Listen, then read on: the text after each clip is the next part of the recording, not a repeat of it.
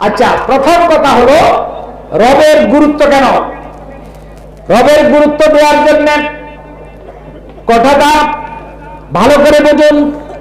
আল্লাহ সুবহানাহু ওয়া তাআলা, আল্লাহ তাআলাকে রব হিসেবে যেন আমরা ভুলে না যাই, সেই কারণে আল্লাহ তাআলা কোরআন নাযিলের প্রথম আয়াতের ভিতরে আল্লাহ তাআলা রব শব্দটা ঢুকাই দিলেন।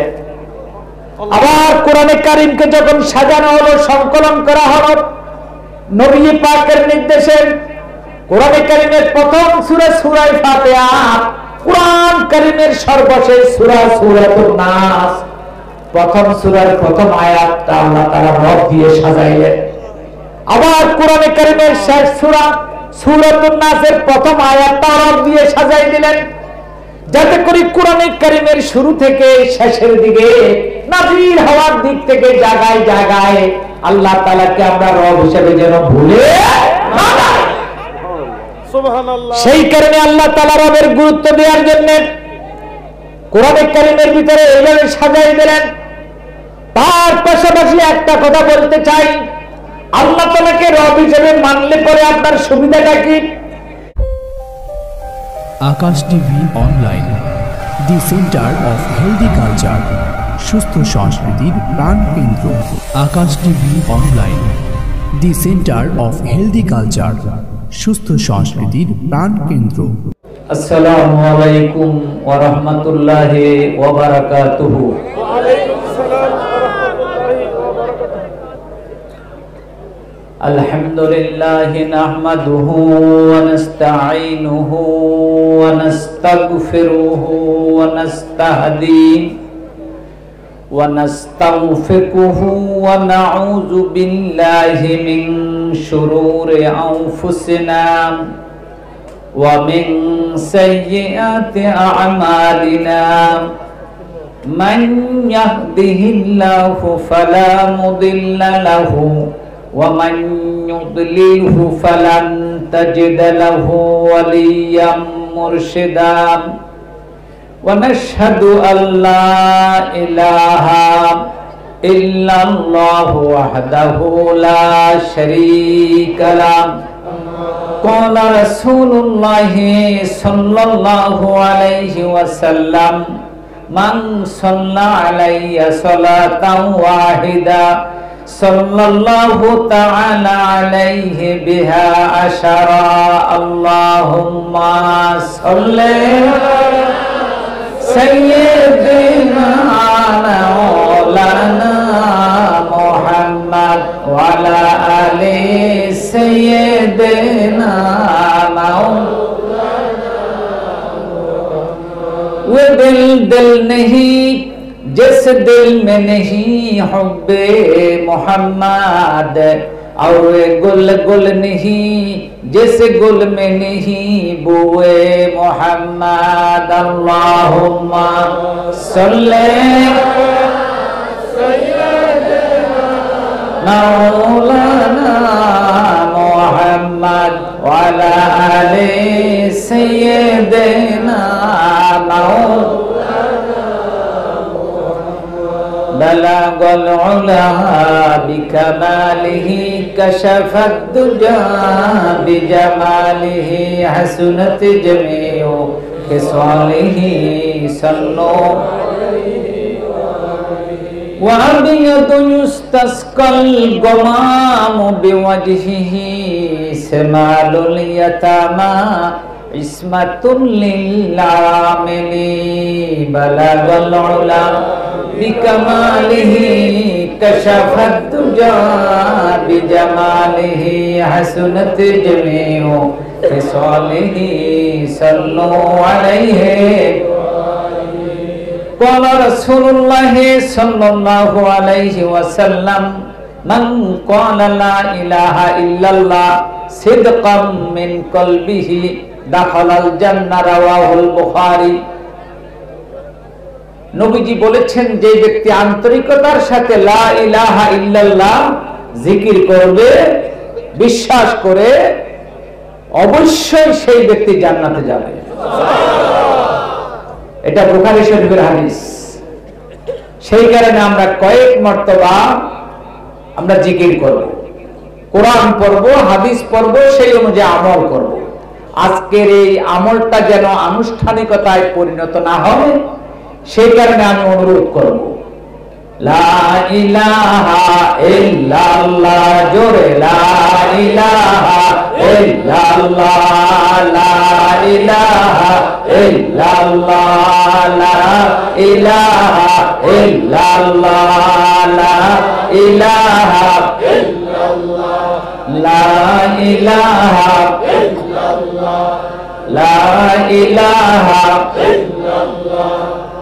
পর্দায়ে হস্তিয়ে বসু জীবনারে, লা ইলাহা আজমাবে ফরদাবিনী নূরে ইল্লাল্লাহ, লা ইলাহা ইল্লাল্লাহ, লা ইলাহা ইল্লাল্লাহ, লা ইলাহা ইল্লাল্লাহ, লা ইলাহা ইল্লাল্লাহ মুহাম্মাদুর রাসূলুল্লাহ সাল্লাল্লাহু আলাইহি ওয়াসাল্লাম। আম্মা বাদ, 2 দিন ব্যাপী তাফসীরুল কোরআন মাহফিল বাসারুক লজ্জা শাহ প্রাঙ্গণে আয়োজিত। আজকের এই মাহফিলের সম্মানিত সভাপতি, আমার প্রাণপ্রিয় আত্মার আত্মীয় পরম শ্রদ্ধেয়, আপনাদের জনগণের প্রতিনিধি, আপনাদের এলাকার অভিভাবক ও মুরব্বী, নবীনগর উপজেলা পরিষদের সম্মানিত ভাইস চেয়ারম্যান জনাব জাকির হোসেন সাদিক, বারাকাল্লাহু ফি হায়াতিহি, সকলে বলি আমিন।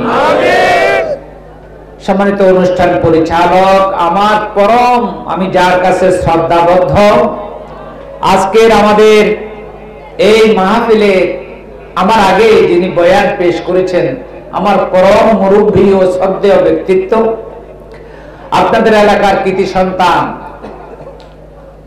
আড়াইবাড়ি কামিল মাদ্রাসার সুযোগ্য, প্রাজ্ঞ, অভিজ্ঞ প্রাক্তন অধ্যক্ষ মহোদয় আলহাজ হযরতুল আল্লাম মাওলানা সাইদুর রহমান সাহেব মাদ্দাজিল্লুহুল আলী, বারাকাল্লাহু ফি হায়াতিহি ওয়া আতালাল্লাহু উমরাহু ওয়া যাযীদা মাজদু।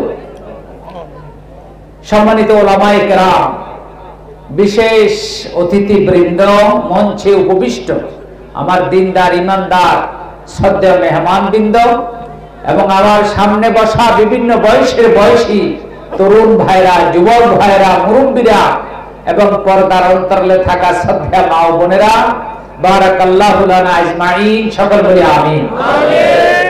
তাফসীরুল কোরআন মাহফিল, কোরআনে কারীম থেকে তাফসীর করার আগে আমরা মহান আল্লাহ জাল্লা শানুহুর দরবারে কৃতজ্ঞতার মস্তক অবনত করে, সমস্ত শ্রদ্ধা উজাড় করে, উইথ অল সিনসিয়ারিটি আমরা সকলে বলি আলহামদুলিল্লাহ। আমার সঙ্গে সকলে বলুন রব্বানা লাকাল হামদ হামদান কাসীরান তাইয়িবান মুবারাকান ফীহি। কার প্রশংসা করলাম? সকলে মিলে। সব ক্ষেত্রে ভালো লোক আছে কি নাই? পুলিশের ভিতরেও আছে, রাজনৈতিক ব্যক্তিদের মধ্যে, ব্যবসায়ীদের মধ্যে আল্লাহ তাআলা রেখে দিয়েছেন, সংখ্যায় যদিও কম। কবিদের মধ্যেও আছে, আছে না? কবি নজরুল তিনি একটা দোয়া করেছিলেন, মসজিদের পাশে আমার, আল্লাহ তাআলা দোয়াটা কবুল করেছেন। ঠিক না বেঠিক? আপনাদের এখানে মসজিদ আছে কি নেই? আছে। আর একজন সম্মানিত বুজুর্গ ব্যক্তির এখানে কবর মাজার আছে, ঠিক না বেঠিক? যাকে ঘিরে আপনারা প্রতি বছর বিভিন্ন ধরনের আয়োজন করতেন, কিন্তু এবার আয়োজনটা ব্যতিক্রম হয়েছে। কেন হয়েছে সেই কথাটা একটু বলি। আমাদের ভাইস চেয়ারম্যান মহোদয় একটা কথা বলেছেন, আমি তার সঙ্গে যুক্ত করে আমি আমার আলোচনার দিকে যাব ইনশাআল্লাহ। নজরুলের কাছে আব্বাস উদ্দিন গিয়েছিলেন। কার কাছে? নজরুলের কাছে। কবি নজরুলের কাছে আব্বাস উদ্দিন গিয়েছিলেন। আব্বাস উদ্দিন কিন্তু সময় মতো নামাজ পড়তেন, সময় মতো নামাজ পড়তেন। কবি নজরুল তো ছিল একটু অন্য ধরনের চিন্তায় সবসময় মগ্ন থাকতেন। সে কারণে আব্বাস উদ্দিন যখন নামাজের সময় হল, খুব একটু চটপটে মেজাজে চনমন অবস্থা, নজরুল জিজ্ঞাসা করলেন, এমন করছো কেন? বলছে, নামাজের সময় যে আমি নামাজ পড়ব, মসজিদে যাচ্ছি। কবি নজরুল তিনি তখন বলেছিলেন, ও নামাজি আমার ঘরে নামাজে ফরজ, বিছিয়ে দিলাম তোমার তরে, বিছিয়ে দিলাম তোমার তরে, হৃদয় যায় নামাজ। ও নামাজি আমার ঘরে নামাজ ফরজ। সুন্দর করে বলে দিলেন আব্বাস উদ্দিন। তাকে লক্ষ্য করে কবি নজরুল কথাটা বললেন, আমার এখানে পড়ো মানে আমিও নামাজ পড়বো, তুমিও পড়ো। বলেন সুবহানাল্লাহ। সাধারণত কবিদের ব্যাপারে আল্লাহ তাআলা বলছেন, ওয়া শুআরা ইয়াত্তাবিউহুমুল গাবুন, যারা কবি তারা কল্পনার পাখায় উড়া বেড়ায়। তারা এমন অনেক কথাবার্তা বলে যে কথাবার্তার কোনো কি নেই, ভিত্তি নাই, বেজ নেই। অথচ আব্বাস উদ্দিনের ব্যাপারে কবি নজরুল যা বলেছিলেন, তিনি যা দোয়া করেছিলেন, আল্লাহ তাআলা কবুল করেছেন।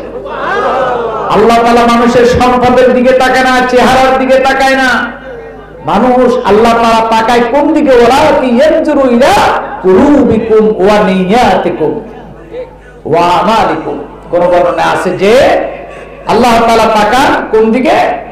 আল্লাহ তাআলা তাকান মানুষের কলবের দিকে, আমলের দিকে, নিয়তের দিকে। সুতরাং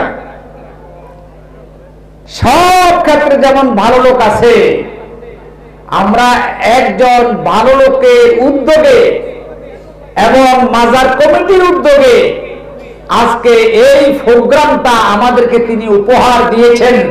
আমরা সকলে একবার বলি মারহাবা।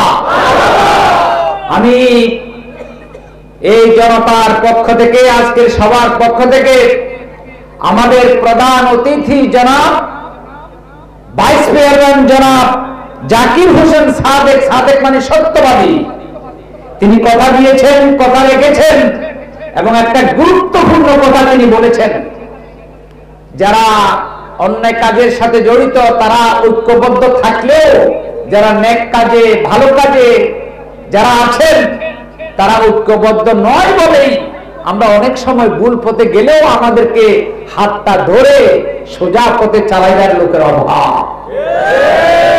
আমার ভাই বন্ধুরা, আমি মাজার কমিটির সম্মানিত সকল সদস্যবৃন্দকেও আমি আমার কৃতজ্ঞতা, শুভেচ্ছা, মোবারকবাদ জানাচ্ছি।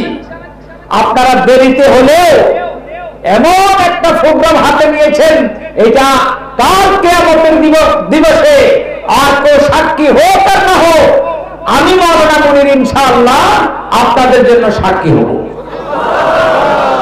আমি আমার সম্মানিত ভাইস চেয়ারম্যানকে, এই তরুণ যুবক এবং এই সমাজের লোকজনেরা তারা যেইভাবে করে আপনাকে ইতিমধ্যে সহযোগিতা প্রদর্শন করেছে, আগামীতেও তারা করবে ইনশাআল্লাহ। করবেন তো আপনারা? আমি আপনাদের সহযোগিতা কামনা করছি। উদ্যোগের অভাব, একজন যদি উদ্যোগ গ্রহণ করে ইনশাআল্লাহ যে কোনো ভালো কাজে আল্লাহ তাআলা সাহায্য মঞ্জুর করেন। ভাইরা আমার, আমি কতক্ষণ আগেই শুনতেছিলাম আমাদের শ্রদ্ধেয় ওস্তাদ আল্লামা সাইদুর রহমান সাহেব মাদ্দাজিল্লাহুল আলী, তিনি তাফসীর সম্পর্কে বলতেছিলেন। আবার প্রধান অতিথি তিনিও তাফসীর সম্পর্কে একটা ধারণা পেয়েছেন যে তাফসীরটা কিন্তু সহজ না। তাফসীর কাকে বলে এটা জানতে হবে। তাফসীর হলো, আরবিতে বলা হয় হুয়া ইলমুন ইউরাফু বিহি কালামুল্লাহ, ইউরাফু বিহি কালামুল্লাহ, আল্লাহর কালামকে বোঝা যায় যে ইলম চর্চা করলে, এবং ওয়ায়াকিফু আলা মুরাদিল্লাহি হাসবা তাকাতিল বাশারিয়া, এবং আল্লাহ তাআলার উদ্দেশ্য কি এই আয়াতের? মানুষের সাধ্যমতো চেষ্টার মাধ্যমে জানতে পারা যায় যে ইলমের মাধ্যমে, ওটার নাম হলো তাফসীর। এটা কি সহজ কাজ? এই কারণে সারা দুনিয়ার সকল উলামায়ে কেরাম, সারা দুনিয়ার সমস্ত মুফাসসির মুহাদ্দিস একমত, মিনিমাম 15টা ইলম না হলে তাফসীর করা যায় না। সুবহানাল্লাহ। মিনিমাম কত? 15টা ইলম লাগবে। ইলমুল লুগা, ইলমুল ইশতিকাক, নাহু, সরফ, মানি, বয়ান, বদি, উসুলুল ফিকহ, তারপরে উসুলুল তাসবিহ, তারপরে উসুলুদ দ্বীন, তারপরে আপনার এইভাবে 15টা ইলম আপনাকে জানতে হবে। আল আহকাম আল্লাতী তাতাআল্লাক বিত-তাফসীর, ওই সমস্ত হুকুম আহকাম হাদিস থেকে যেগুলো কোরআনের তাফসীরের সঙ্গে জড়িত, এটা জানতে হবে। এইভাবে করে 15টা ইলমের দরকার। আপনাদের কাছে জিজ্ঞেস করতে চাই, ওযু করার ফরজ কয়টা? 4টি। একটা যদি কম হয় ওযু হবে না। অনুরূপ ভাবে যার ভিতরে 15টা ইলমের একটা কম থাকবে, সে তাফসীর করলে ভুল হবে। ঠিক। সে তাফসীর করলে কি হবে? ভুল হবে। এই যে ভুল হবে, এটা আপনাদেরকে একটু বুঝাইলে আপনারা বুঝতে পারবেন। সেটা হলো কোরআনে কারীমের মধ্যে কোনটা আছে কোনটা নাই। এটা কি 10টি সূরা পড়া হাই স্কুলে সূরা পড়া কয়টা? 10টা। সূরা ফাতিহা সহ 11টা। এইটা পড়ানো হয়। এই 10টা 11টা সূরা পড়াইলে কোরআনের তাফসীর করা যাবে না। 40টা হাদিস হাই স্কুলে পড়ানো হয়, এটা পড়ানো হলে সে কি মুহাদ্দিস হতে পারবে? অথবা একটা ছাত্র 40টা হাদিস অর্থ সহ মক্তবে বলবে, সে কি মুহাদ্দিস হতে পারবে? না। আমার ভাই বন্ধুরা, আপনাদেরকে বলি, কোরআনে কারীমে কোনটা আছে কোনটা নাই, হাদিসে কোনটা আছে কোনটা নাই, গোটা 30 পারা কোরআন যে ব্যক্তি জানবে না, সেই ব্যক্তি বলতে পারবে না। 30 পারা কোরআন সম্পর্কে আইডিয়া থাকতে হবে। আমি যদি একটা ছাত্রকে বলি, বা একটা সাধারণ যারা ওয়াজ মাহফিলের তাফসীর মাহফিলে বেশকমটা কি, ওয়াজ মাহফিলের বক্তাকে 114 সূরার অর্থ বলতে পারবে না। পারবে কোনটা? বাকারা অর্থ কি, ফিল অর্থ কি, এইটা বলতে পারবে। কিন্তু যদি বলা হয় মারেজ অর্থ কি, আহকাম অর্থ কি, এইভাবে যদি বলা হয় তারপরে আর বলতে পারবে না।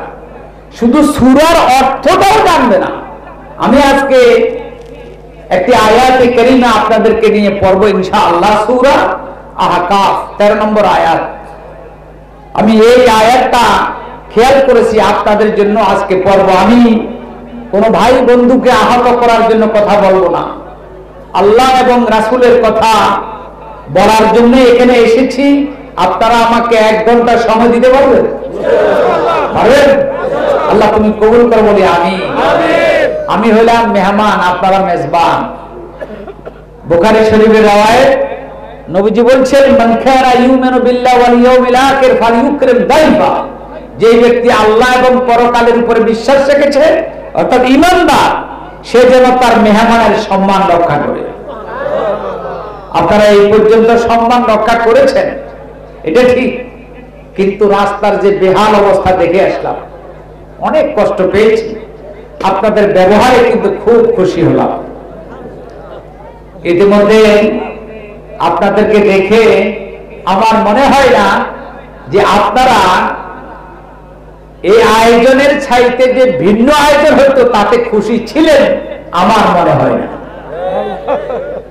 আল্লাহ পাক কবুল করেন। ওয়ালা আপনাদের সরব উপস্থিতি, বিশেষ করে আমাদেরকে ছেড়ে যে আপনারা যাবেন না।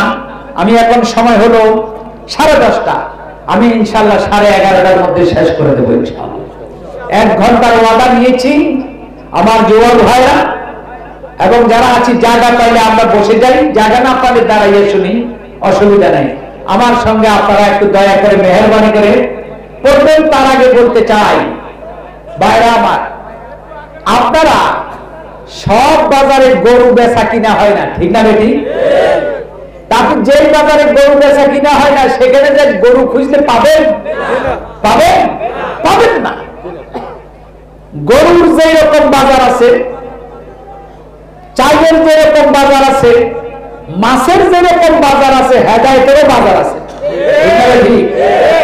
হেদায়েতের বাজার কি?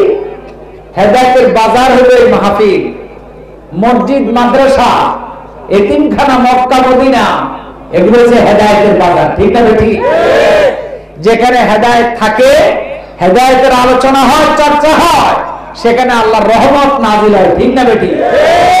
বিশ্ব স্বাস্থ্য সংস্থা বাংলাদেশের ব্যাপারে গত 19 সালের ডিসেম্বরের শেষ দিকে চীনের উহান শহরে যখন প্রথম করোনা, কোভিড-19 কেন বলা হয়? 19 সালের শেষের দিকে এটা এসেছে, সেই কারণে বলা হয় কোভিড-19। এই করোনা যখন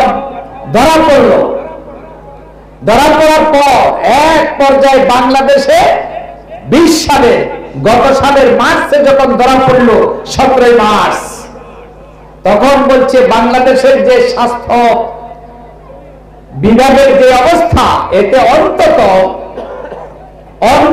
8-10 লক্ষ মানুষ মারা যাবে। কিন্তু বাস্তবে 8,000 মানুষও মারা যায়। বলেন তো কিসের কারণে? কিসের কারণে? সুতরাং আল্লাহর রহমতকে বাধাগ্রস্ত করবেন না, আল্লাহর রহমতকে বাধাগ্রস্ত করবেন না। আগেই বলেছি, হেদায়েতের বাজারগুলো বন্ধ করবেন না। বন্ধ করেছিল ফ্রান্স, বন্ধ করেছিল স্পেন, বন্ধ করেছিল ইতালি, বন্ধ করেছিল আপনার আমেরিকায়। সেখানে মুসলিম দেশগুলোকে তাদের দেশে যাইতে তারা নিষেধাজ্ঞা জারি করেছিল। সেই নিষেধাজ্ঞা জো বাইডেন এসে এখন খুলেছে, ঠিক না ঠিক? ইতিমধ্যে 4 লক্ষ যুক্তরাষ্ট্রের মানুষ মরিয়া শেষ হয়ে গেছে, ঠিক না ঠিক? আজকে আমেরিকার লোকেরা বুঝতে পারছে মুসলমানদেরকে আমরা যুক্তরাষ্ট্রে আসতে না দিয়ে কি ভুল করেছি। আমার ভাই বন্ধুগণ, 1969 সালে সর্বপ্রথম যখন চাঁদের দেশে মানুষ যাওয়ার নিয়ত করেছে, একটা রকেট বানানো হলো, জাহাজ বানানো হলো, নাম কি? অ্যাপোলো। নাম কি? অ্যাপোলো। ওই অ্যাপোলো সব ঠিকঠাক করে রাখা হয়েছিল যে অ্যাপোলো করে তারা চাঁদের দেশে যাবে। ভালো কথা, যাবে, সমস্ত ইঞ্জিন চেকআপ সব শেষ, যত রকমের যন্ত্রপাতি নেওয়া দরকার সব ওর ভিতরে আছে। আপনার এই 3 জন নভোচারী তারা উঠবেন, উঠেছেন, স্টার্ট দেয়ার স্টার্ট নেয় না, স্টার্ট নেয় না।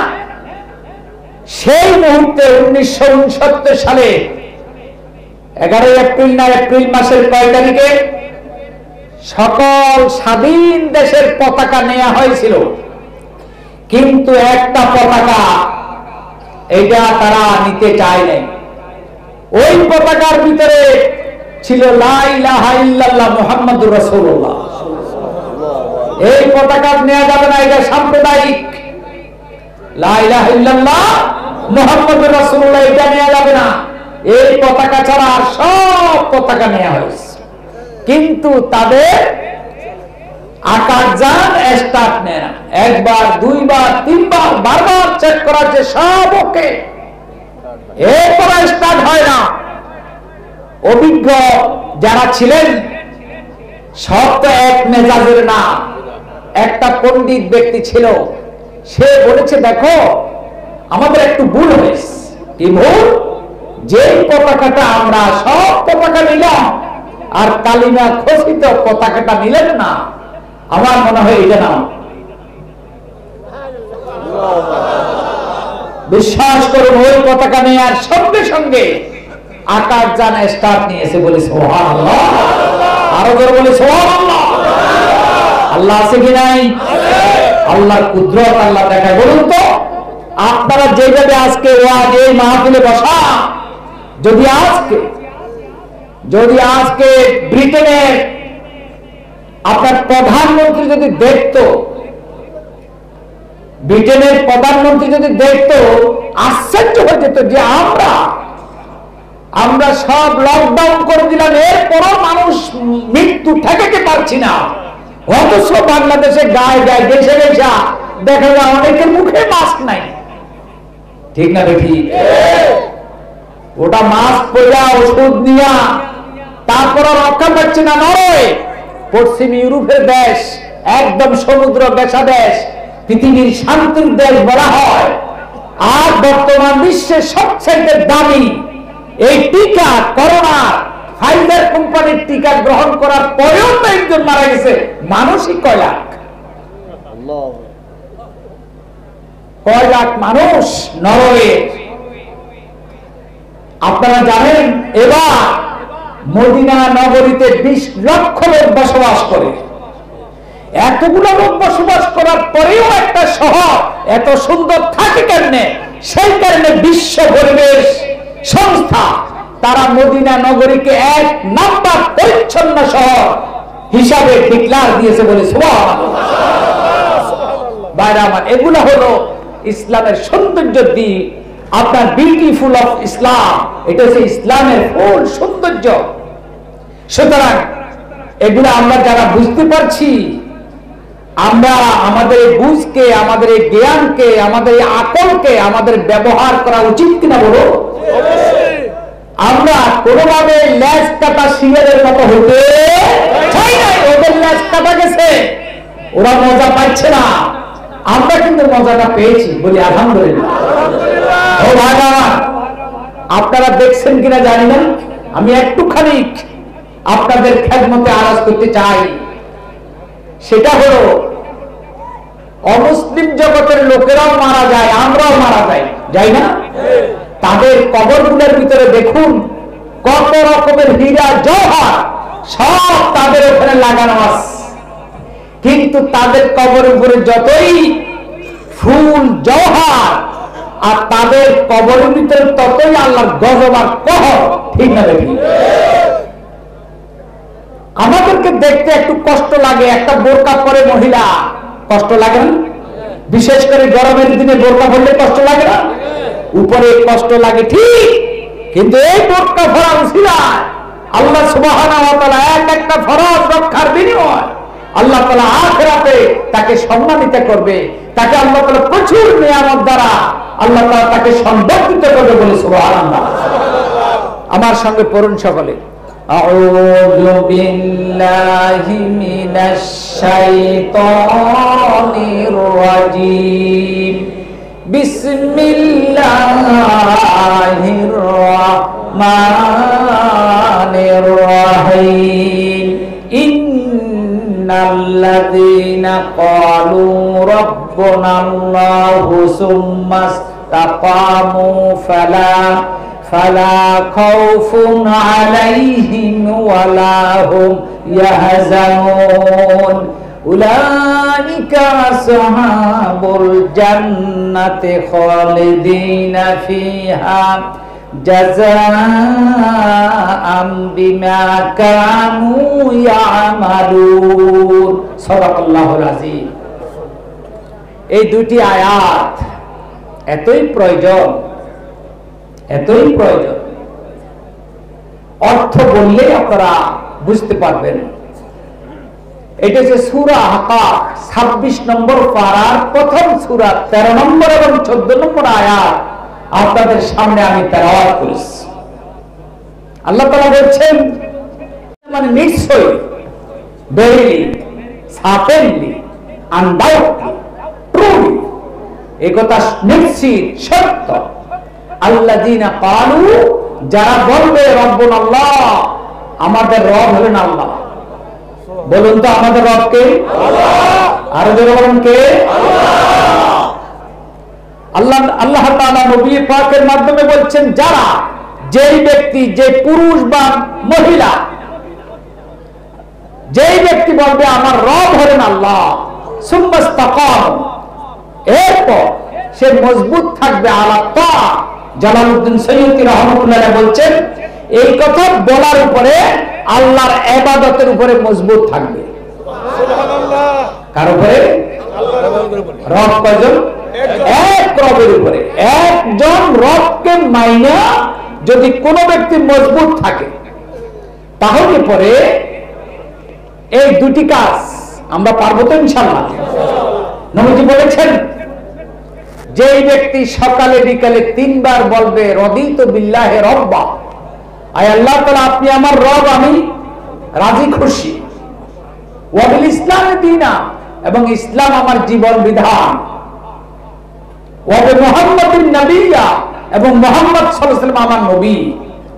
এই কথাটা যে ব্যক্তি সকালে এবং বিকালে বলবে আল্লাহ তাআলা হাসরের ময়দানে 50,000 বছর যেদিন দাঁড়ায় থাকা লাগবে সেই দিন 1 মাইল দূরে সূর্যটা থাকবে।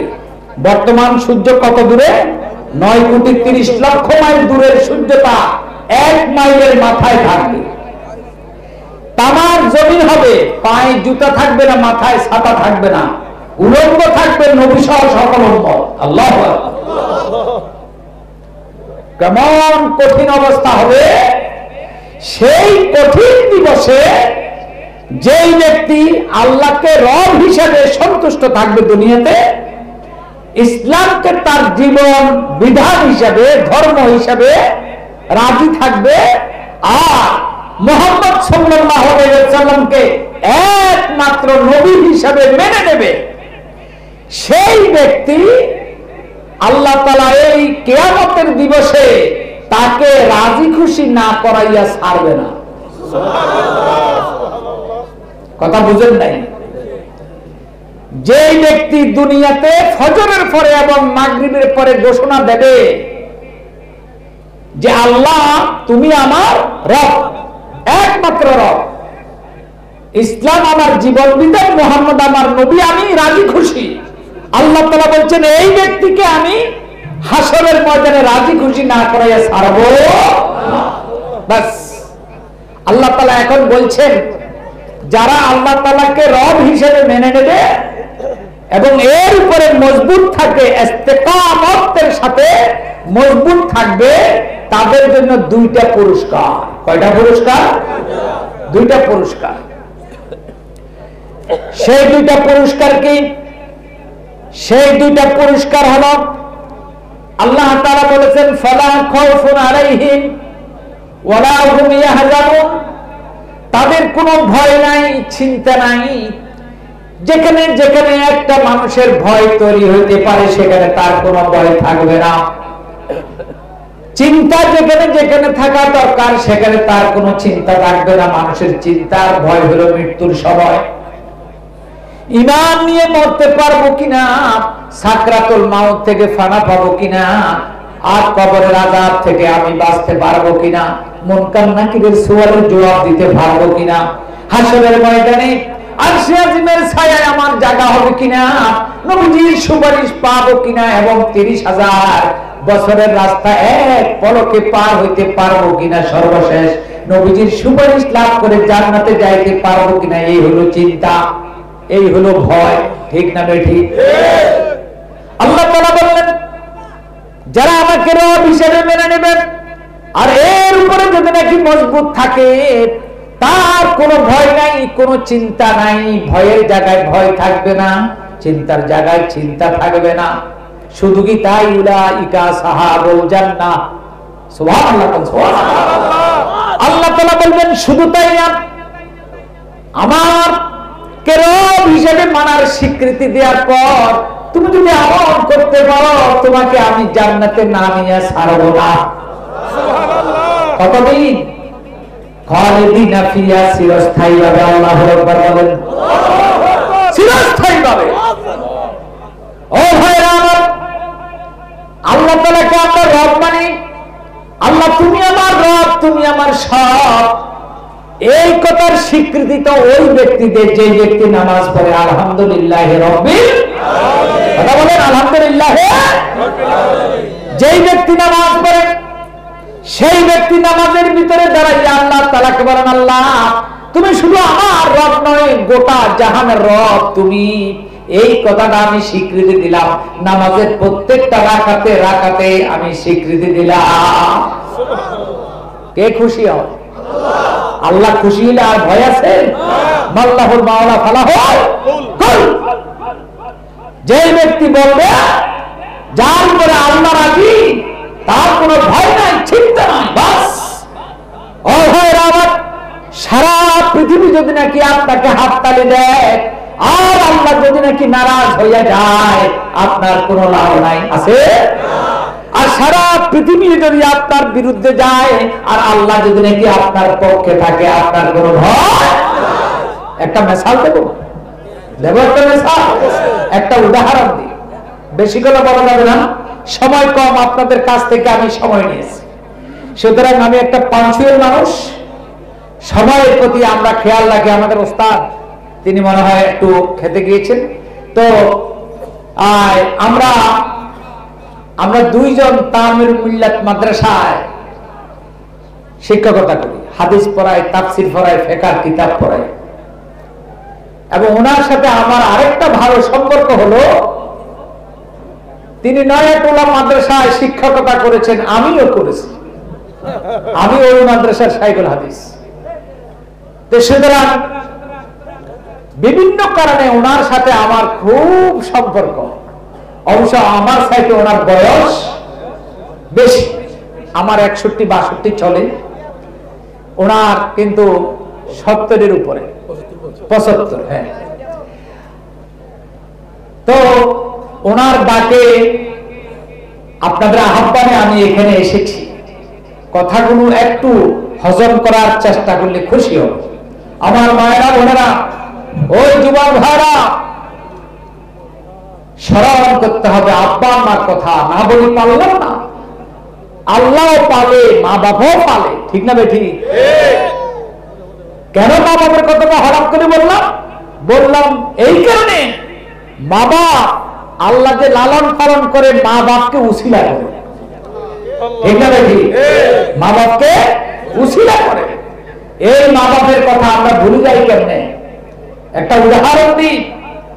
আমার জানা মতে আমি দেখেছি, একবার হসপিটালে কোনো কারণে যাওয়া লাগছিল আমার, দেখলাম একটা ফ্যামিলি আসছে, তার ছোট্ট বাচ্চা। বাচ্চাদের অসুখ তো বুঝা যায় না, তাদের সিমটম হোক বলতেও পারে না, বুঝাও যায় না। বাচ্চাকে নিয়ে আব্বা আম্মা সদর হসপিটাল গাজীপুর। হঠাৎ করে আমার দৃষ্টি আড়ালের মা, মধ্যরজনীর পরে দেখলাম বাচ্চাটাকে নিয়ে মা বাপ খুবই পেরেশান অবস্থা। আমার রুমে থাকা ডাক্তার গুলা পর্যন্ত গেল, ডাক্তাররা সকলেই বোর্ড বসলো, চিকিৎসা নিল। বাচ্চাটাকে একটা স্যালাইন দিয়া ডাক্তাররা সবাই নিজ নিজ কেবিনের ভিতরে যাইয়া ঘুমায়, কিন্তু মা বাপ তো ঘুমায় না। ও ভাইরা, ডাক্তার বলেন, দুনিয়ার আর কোন অপর ব্যক্তি বলেন, সকলেই আপনার বাচ্চার খোঁজ খবর নেবে, জিজ্ঞাসা করবে, এটা ঠিক, প্রয়োজনে টাকাও দিবে, ওষুধও দেবে, কিন্তু সে তো আপনাকে সাক্ষাৎ দিয়ে টাকা পয়সা সহযোগিতা করে যাইয়া ঘুমায়, কিন্তু মা বাপ ঘুমায়? মা বাপ, এবং মা বাপ যখন একটুখানি বুড়া হয়, চলতে ফিরতে পারে না, তখন সন্তান তাকে বুড়া বুড়ি এইসব শব্দ বলে। ছেলে আমেরিকায় পড়ে, লেখাপড়া করছে, তার লেবাস পোশাক, shirt pant, smart body, smart কথাবার্তা, ল্যাঙ্গুয়েজ ইংলিশ, এইসব দেখা মা বাপকে পরিচয় দিতে তার লজ্জা লাগে। মা বাপ চলতে পারে না, ছেলেটা বিয়ে করে। মা আপনার কাশি দেয়, ছেলের ঘুম আসে না, ছেলের বউয়ের ঘুম আসে না, বাপ কাশে, মা কাশে, হাঁপানি হইয়া গেছে। এমন মা বাবা আছে কি নাই? ও ভাইরা আমার, আব্বা এবং আম্মা দুইজনের হাঁপানি হইল, কাশে, তাদের ঘুম আসে না, সহ্য হয় না। এরপরে ধমক দিলে, তোমাদের কাশানির কারণে ঘুম আসছে না। মা বাপ বলে, বাবারে তোর কারণেই তো আমরা আজকে হাঁপানি রোগে। অসুস্থ হয়ে গেছে। তোর লেখাপড়ার খরচ চালানোর জন্য বড় একটা উচ্চমানের প্রতিষ্ঠানে ভর্তি করাইয়া মাসে 10,000 15,000 টাকা দিয়া ঘর বাড়ি সব বিক্রি করেছি, নিজের শরীরকে পর্যন্ত চিকিৎসা দিই নাই, ঠিক মতো খাইতে পাই নাই, আজকে তুমি ধমক দাও, এটা তো সহ্য হয় না। এমন বাবা এমন সন্তান আছে কি নাই? আল্লাহ আমাদের সন্তানকে এরকম না বাবা, সকলে বলে আমিন। তোমার জন্যই তো মা বাবার কোমর বেঁকা হয়ে গেছে, তোমার কারণেই তো আব্বা আম্মার হাঁপানি হয়েছে। আল্লাহ সুতরাং বাবাদের প্রতি যদি অশ্রদ্ধা জ্ঞাপন করা কোন সন্তান খাবার না, মা বাপ বদদোয়া দেওয়ার দরকার নেই। একটুখানি মনে কষ্ট আসবে, আল্লাহর রহমত আল্লাহ তাআলা ঘুরাই দেবে। তোমার ভাগ্য তোমার জীবন সব ধ্বংস নষ্ট হয়ে যাবে। ঠিক না ঠিক? আপনাকে বলি, সুতরাং আল্লাহ পাক মা বাপের মাধ্যমে আমাদেরকে লালন পালন করে। সুতরাং যে আল্লাহ আমাদেরকে লালন পালন করে, আমরা কি সেই আল্লাহকে ভুলে যাব? আমরা বলি আল্লাহ আমরা ভুলবো, তুমি আমাদেরকে ভুলিও না, কিন্তু আল্লাহ এই কথা বলে নাই। আল্লাহ বলছে ফাজকুরুনি, তোমরা আমাকে স্মরণ করলে আমি স্মরণ করব। আল্লাহ কিন্তু কথাটা বলে দিয়েছে, ঠিক না ঠিক? সুতরাং আমরা যদি উল্টা ব্যাখ্যা করি, উল্টা যদি আপনি ব্যাখ্যা করেন, আজীবন যদি পূর্ব দিকে যান কাবা শরীফ পাইবেন না, ঠিক না ঠিক? সুতরাং হিসাব মিলাইতে হবে। আপনি কাবাকে পেতে চান, আল্লাহকে পেতে চান, আখিরাতকে পেতে চান, একটুখানি কষ্ট করতে হবে, একটুখানি কষ্ট করতে হবে। এই দুনিয়ার চাকচিক্য দেখা আসলটা ভুলে যাবেন না। বড়শি দেখছেন? বড়শি, বড়শি দিয়ে কি ধরে? মাছ ধরে। সব মাছ কিন্তু বোকা না। আপনি তো দিলেন কি? আপনি আধার দিলেন। যেটা বোকা মাছ এটাকে আধার মনে করে, আর যেটা চালাক মাছ হে মনে করে আধারের ভিতরে কাঁটাওয়ালা একটা মাছ। ঠিক না ঠিক? আপনি সব মাছ কিন্তু এই বড়শি দিয়ে ধরতে পারবেন না, কারণ যেটা চালাক মাছ, বিচক্ষণ মাছ, হে বুঝে যে এর ভিতরে আমার ধ্বংসের কারণ জড়িত আছে। দুনিয়ার চাকচিক্য দিয়ে আখিরাত বুঝে যায় না। আম্মা জান আয়েশা রাদিয়াল্লাহু তাআলা আনহাকে জিজ্ঞাসা করল, আপনাদের ঘরে কি আছে? আপনাদের ঘরে কি আমাদের মতো এই সব জিনিসপত্র আছে? ফার্নিচার, আলমিরা, শোকেস, এইটা ওইটা আজকের দিন যদি হলো, তাহলে পরে জিজ্ঞাসা করতেন এলইডি আছে কিনা, এসি আছে কিনা, এরপরে আপনার সিসি ক্যামেরা আছে কিনা, এইসব কথা আমরা জিজ্ঞাসা করতাম।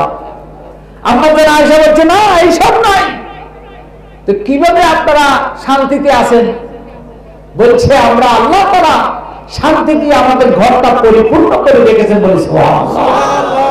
আমাদের প্রিয় নবী জীবনে 11 জন বিবির একজনকে একটা থাপ্পড় দেয় নাই, কটু মন্দ কথা বলে নাই। আল্লাহ আম্মা জান আয়েশা রাদিয়াল্লাহু তাআলা আনহা, তিনি তার ঘরে থাকা অবস্থায় হাদিসে আসছে, নবীজি খেতে বসলেন, ভালো তরকারি নাই, আরেকজন বিবি ভালো তরকারি পাঠাইছে, হযরত আয়েশা নবীজির কাছ থেকে পেয়ালাটা লইয়া একটা আছাড়ে ভেঙে ফেললেন। তার মানে নবীজি ওই বিবির তরকারিটা খাইলে তার প্রতি আমার চাইতে বেশি মহব্বত নবীজির হয়ে যাবে, সেই কারণে। সুবহানাল্লাহ। কারণ নবীজি যদি একটু মহব্বত কমাই দেয় তাহলে তো আমার আখিরাত নষ্ট হয়ে যাবে, ঠিক না ঠিক? সেই কারণে সহিহ বুখারীতে আছে হাদিস। আমি সহিহ হাদিসগুলোর আলোকে আপনাদেরকে বলার চেষ্টা করছি। এটা মনে করেন না যে মনে হয় এই কথাগুলো হাদিসে মনে হয় নাই। উনি নিজে একজন আলহামদুলিল্লাহ শাইখুল হাদিস, আমিও একজন হাদিসের উস্তাদ, আমরা একসঙ্গে পড়াই আলহামদুলিল্লাহ। প্রায় সময় মত বিনিময় হয়, বিভিন্ন বিষয় আমরা করি। আলেমে আলেম ছিলেন, ঠিক না ঠিক?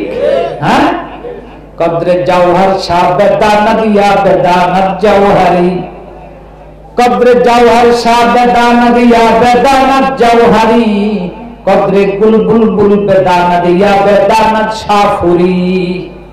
স্বর্ণের মর্ম বুঝে স্বর্ণকার, আর যে স্বর্ণ ব্যবহার করে সে। আর ফুলের মর্ম বুঝে যে ফুল ব্যবহার করে এবং ফুলের মালি, ফুল বাগানের মালি গাড়ে না, সে বুঝে। ঠিক না ঠিক? ও ভাই আমার, আপনাদের খেদমতে আজকে সময় আমার আর আধা ঘন্টা আছে। আমি এর ভিতরে আমার আলোচনা কনসেন্ট্রেট করবো ইনশাআল্লাহ। ওয়া মা তৌফিক ইল্লা বিল্লাহ। সুবহানাকা লা ইলমা লানা ইল্লা মা আল্লামতানা ইন্নাকা আনতাল আলিমুল হাকিম। রব্বিশ ইশরাহ লি সাদরি ওয়া ইয়াসসির লি আমরি ওয়া হালাল উকদাতাম মিন লিসানি ইয়াফকাহু কাওলি। আল্লাহ তাআলা বলেন দুইটা উপকার, কাজও দুইটা, উপকারও দুইটা। কাজ দুইটা কি? আল্লাহ তুমি আমার রব, এটার স্বীকৃতি দেয়া, ইবাদতের মাধ্যমে মজবুত থাকা। ইবাদতের মাধ্যমে কি? মজবুত থাকা। বাস পুরস্কার দুইটা কি? তারা জান্নাতের সাথী হবে। আর এই তাদের কোনো ভয় ভীতি চিন্তা কিচ্ছু থাকবে না, টেনশন থাকবে না। আমাদের আপনাদের টেনশন আছে কি নাই? কিসের টেনশন? হ্যাঁ, করোনার টেনশন। কবে নাগাদ ভ্যাকসিন পাবো? ছেলের চাকরি হবে কিনা? মেয়ের বিবাহ বয়স হয়ে গেছে, 18 বছরের কমে বলছে যে যেন বিবাহ আপনারা না দেন, এটা সরকারি আইন। সেই কারণে তবে যদি ভালো কোনো পাত্র থাকে ঠিক করে রাখে। ঠিক কিনা? আল্লাহ তাআলা বলছেন ওই মহিলারা তোমাদের স্বামী মারা গেলে 4 মাস 10 দিন কোথাও বিয়ে বসতে পারবে না। তবে যদি কারোর সাথে তোমাদের আলাপ হইয়া থাকে, এটা গোপন রাখো। 4 মাস 10 দিন পরে বিয়ে বসবে, স্বামী মারা গেলে। ঠিক না ঠিক? সুতরাং আপনাদের খেদমতে আরজ করতে চাই আমি কোরআনে কারীমের সূরা হাকাব 26 নম্বর পারা প্রথম সূরা, এটা 13 এবং 14 নম্বর আয়াতের কেবল অর্থ বলেছি। আল্লাহ তুমি আমার রব। এখন কিভাবে বলবো? কথা হলো কিভাবে? কথাটা কি গুরুত্বপূর্ণ কিনা আগে বুঝতে হবে। কথাটা গুরুত্বপূর্ণ কিনা? বিশাল গুরুত্বপূর্ণ। এই কারণে আমলের মাধ্যমে যেন আমরা ভুলে না যাই, আল্লাহ তাআলা প্রথমে গুরুত্ব দিয়ে এই আয়াতটা কোরআনে কারীমে পেশ করেছেন। বলুন তো আমাকে, যে কোরআনে কারীমের প্রথম সূরার নাম কি? সূরাতুল ফাতিহা। সূরাতুল ফাতিহা কোরআনে কারীমের প্রথম সূরা, প্রথম আয়াতের ভিতরে রব শব্দটা আছে কি না? আছে। কোরআনে কারীমের শেষ সূরার নাম কি? সূরাতুন নাস। সূরা নাসের প্রথম আয়াত কি? কুল আউযু বিরাব্বিন নাস। তাহলে কোরআনে কারীমের শেষ সূরার প্রথম আয়াতের ভিতরে রবওয়ালা। কি ওয়ালা? রবওয়ালা।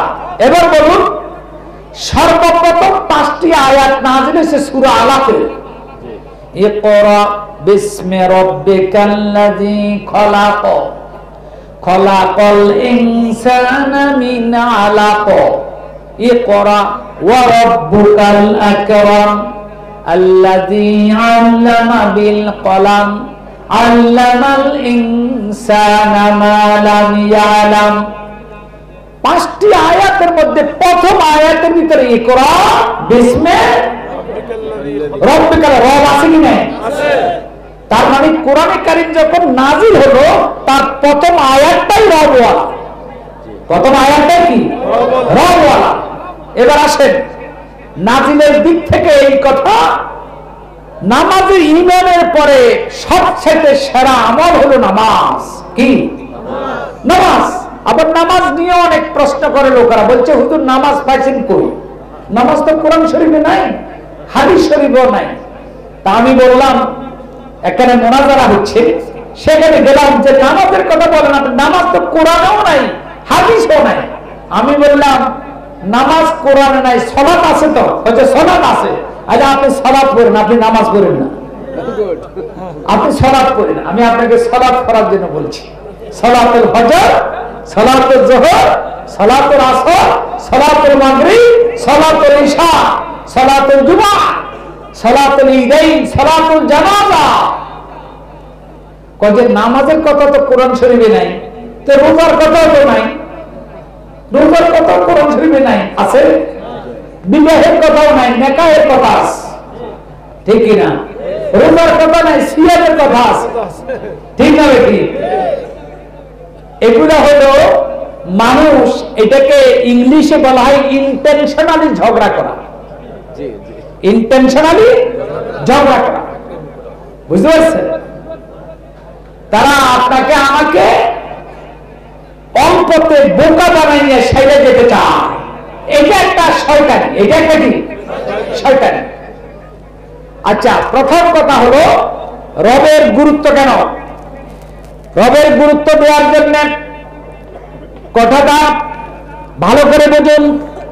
আল্লাহ সুবহানাহু ওয়া তাআলা, আল্লাহ তাআলাকে রব হিসেবে যেন আমরা ভুলে না যাই, সেই কারণে আল্লাহ তাআলা কোরআন নাযিলের প্রথম আয়াতের ভিতরে আল্লাহ তাআলা রব শব্দটা ঢুকাই দিলেন। আবার কোরআনে কারীমকে যখন সাজানো হলো, সংকলন করা হলো নবী পাকের নির্দেশে, কোরআনে কারীমের প্রথম সূরা সূরা ফাতিহা, কোরআন কারীমের সর্বশেষ সূরা সূরাতুন নাস, প্রথম সূরার প্রথম আয়াতটা আল্লাহ তাআলা রব দিয়ে সাজাইলেন। আবার কোরআনে কারীমের শেষ সূরা সূরাতুন নাসের প্রথম আয়াতটা রব দিয়ে সাজাই দিলেন, যাতে করে কোরআনে কারীমের শুরু থেকে শেষের দিকে নাযিল হওয়ার দিক থেকে জায়গায় জায়গায় আল্লাহ তাআলাকে আমরা রব হিসেবে যেন ভুলে না যাই। সুবহানাল্লাহ। সেই কারণে আল্লাহ তাআলা রবের গুরুত্ব দেওয়ার জন্য কোরআনে কারীমের ভিতরে এইভাবে সাজাই দিলেন। তার পাশাপাশি একটা কথা বলতে চাই, আল্লাহ তাআলাকে রব হিসেবে মানলে পরে আপনার সুবিধাটা কি?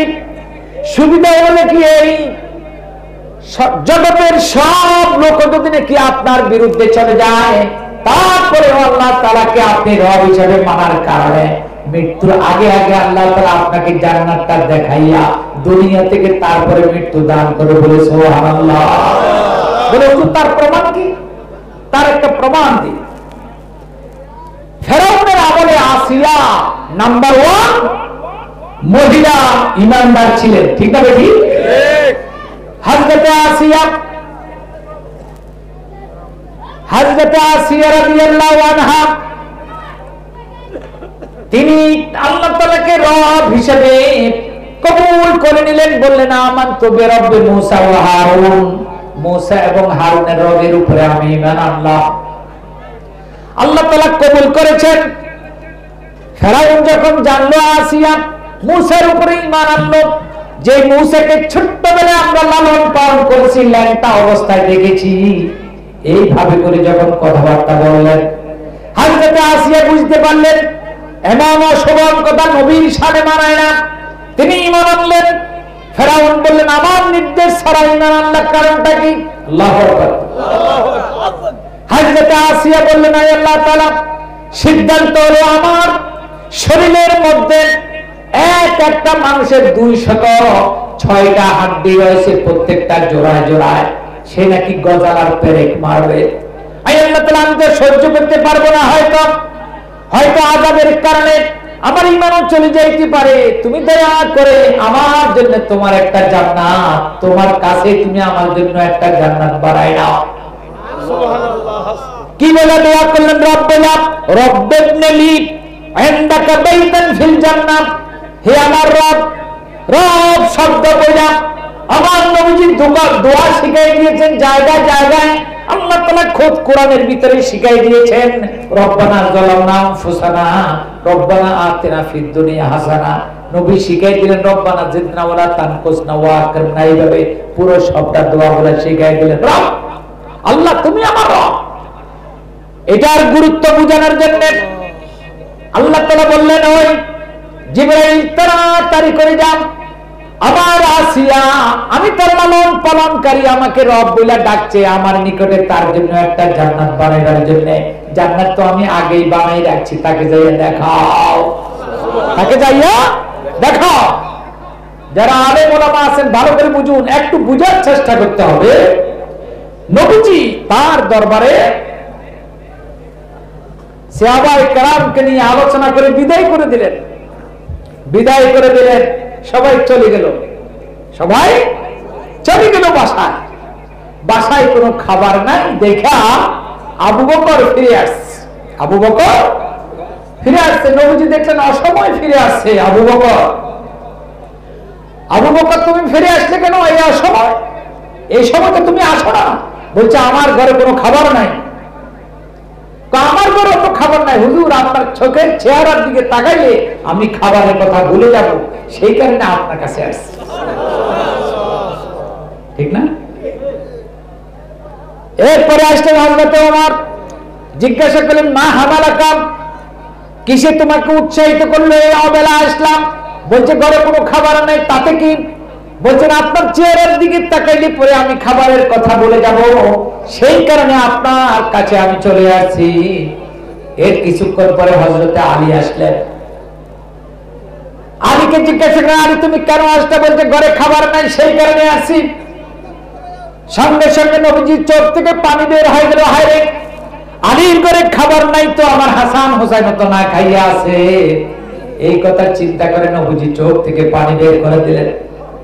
আলীকে বললেন আলী, ওই যে দূরে একটা খেজুর গাছ, মরা খেজুর গাছ দেখা যায়, যে খেজুর গাছের ভিতরে উই পোকা ধরে আছে, খেজুর গাছ পরে পরে অবস্থান, যাও সেখানে যাই আল্লাহর নির্দেশে আমার কথা বলিও। নবীজি বলছেন আল্লাহর নির্দেশে কিছু ফল দাও।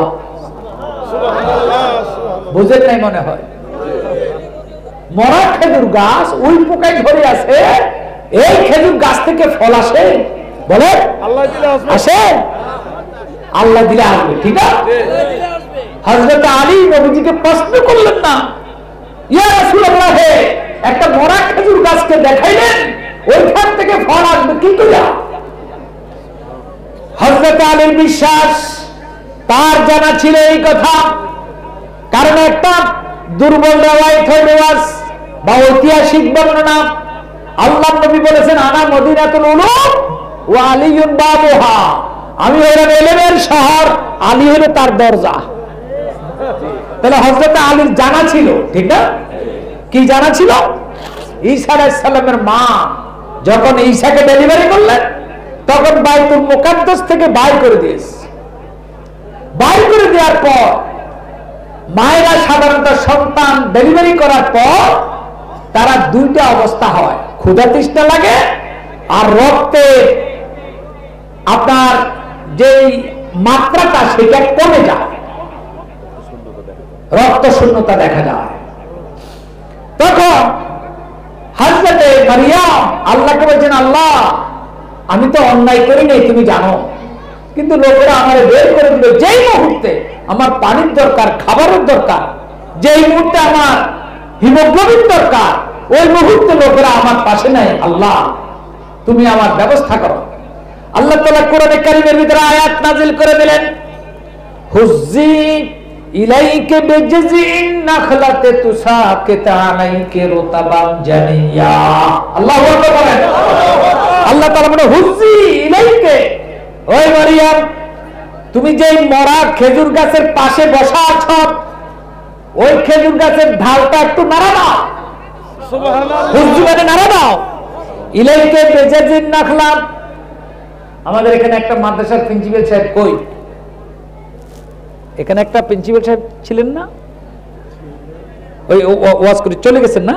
আলহামদুলিল্লাহ, ভালো ওয়াজ করেছেন, আলহামদুলিল্লাহ। হুজ্জি বলছেন নাড়া দাও।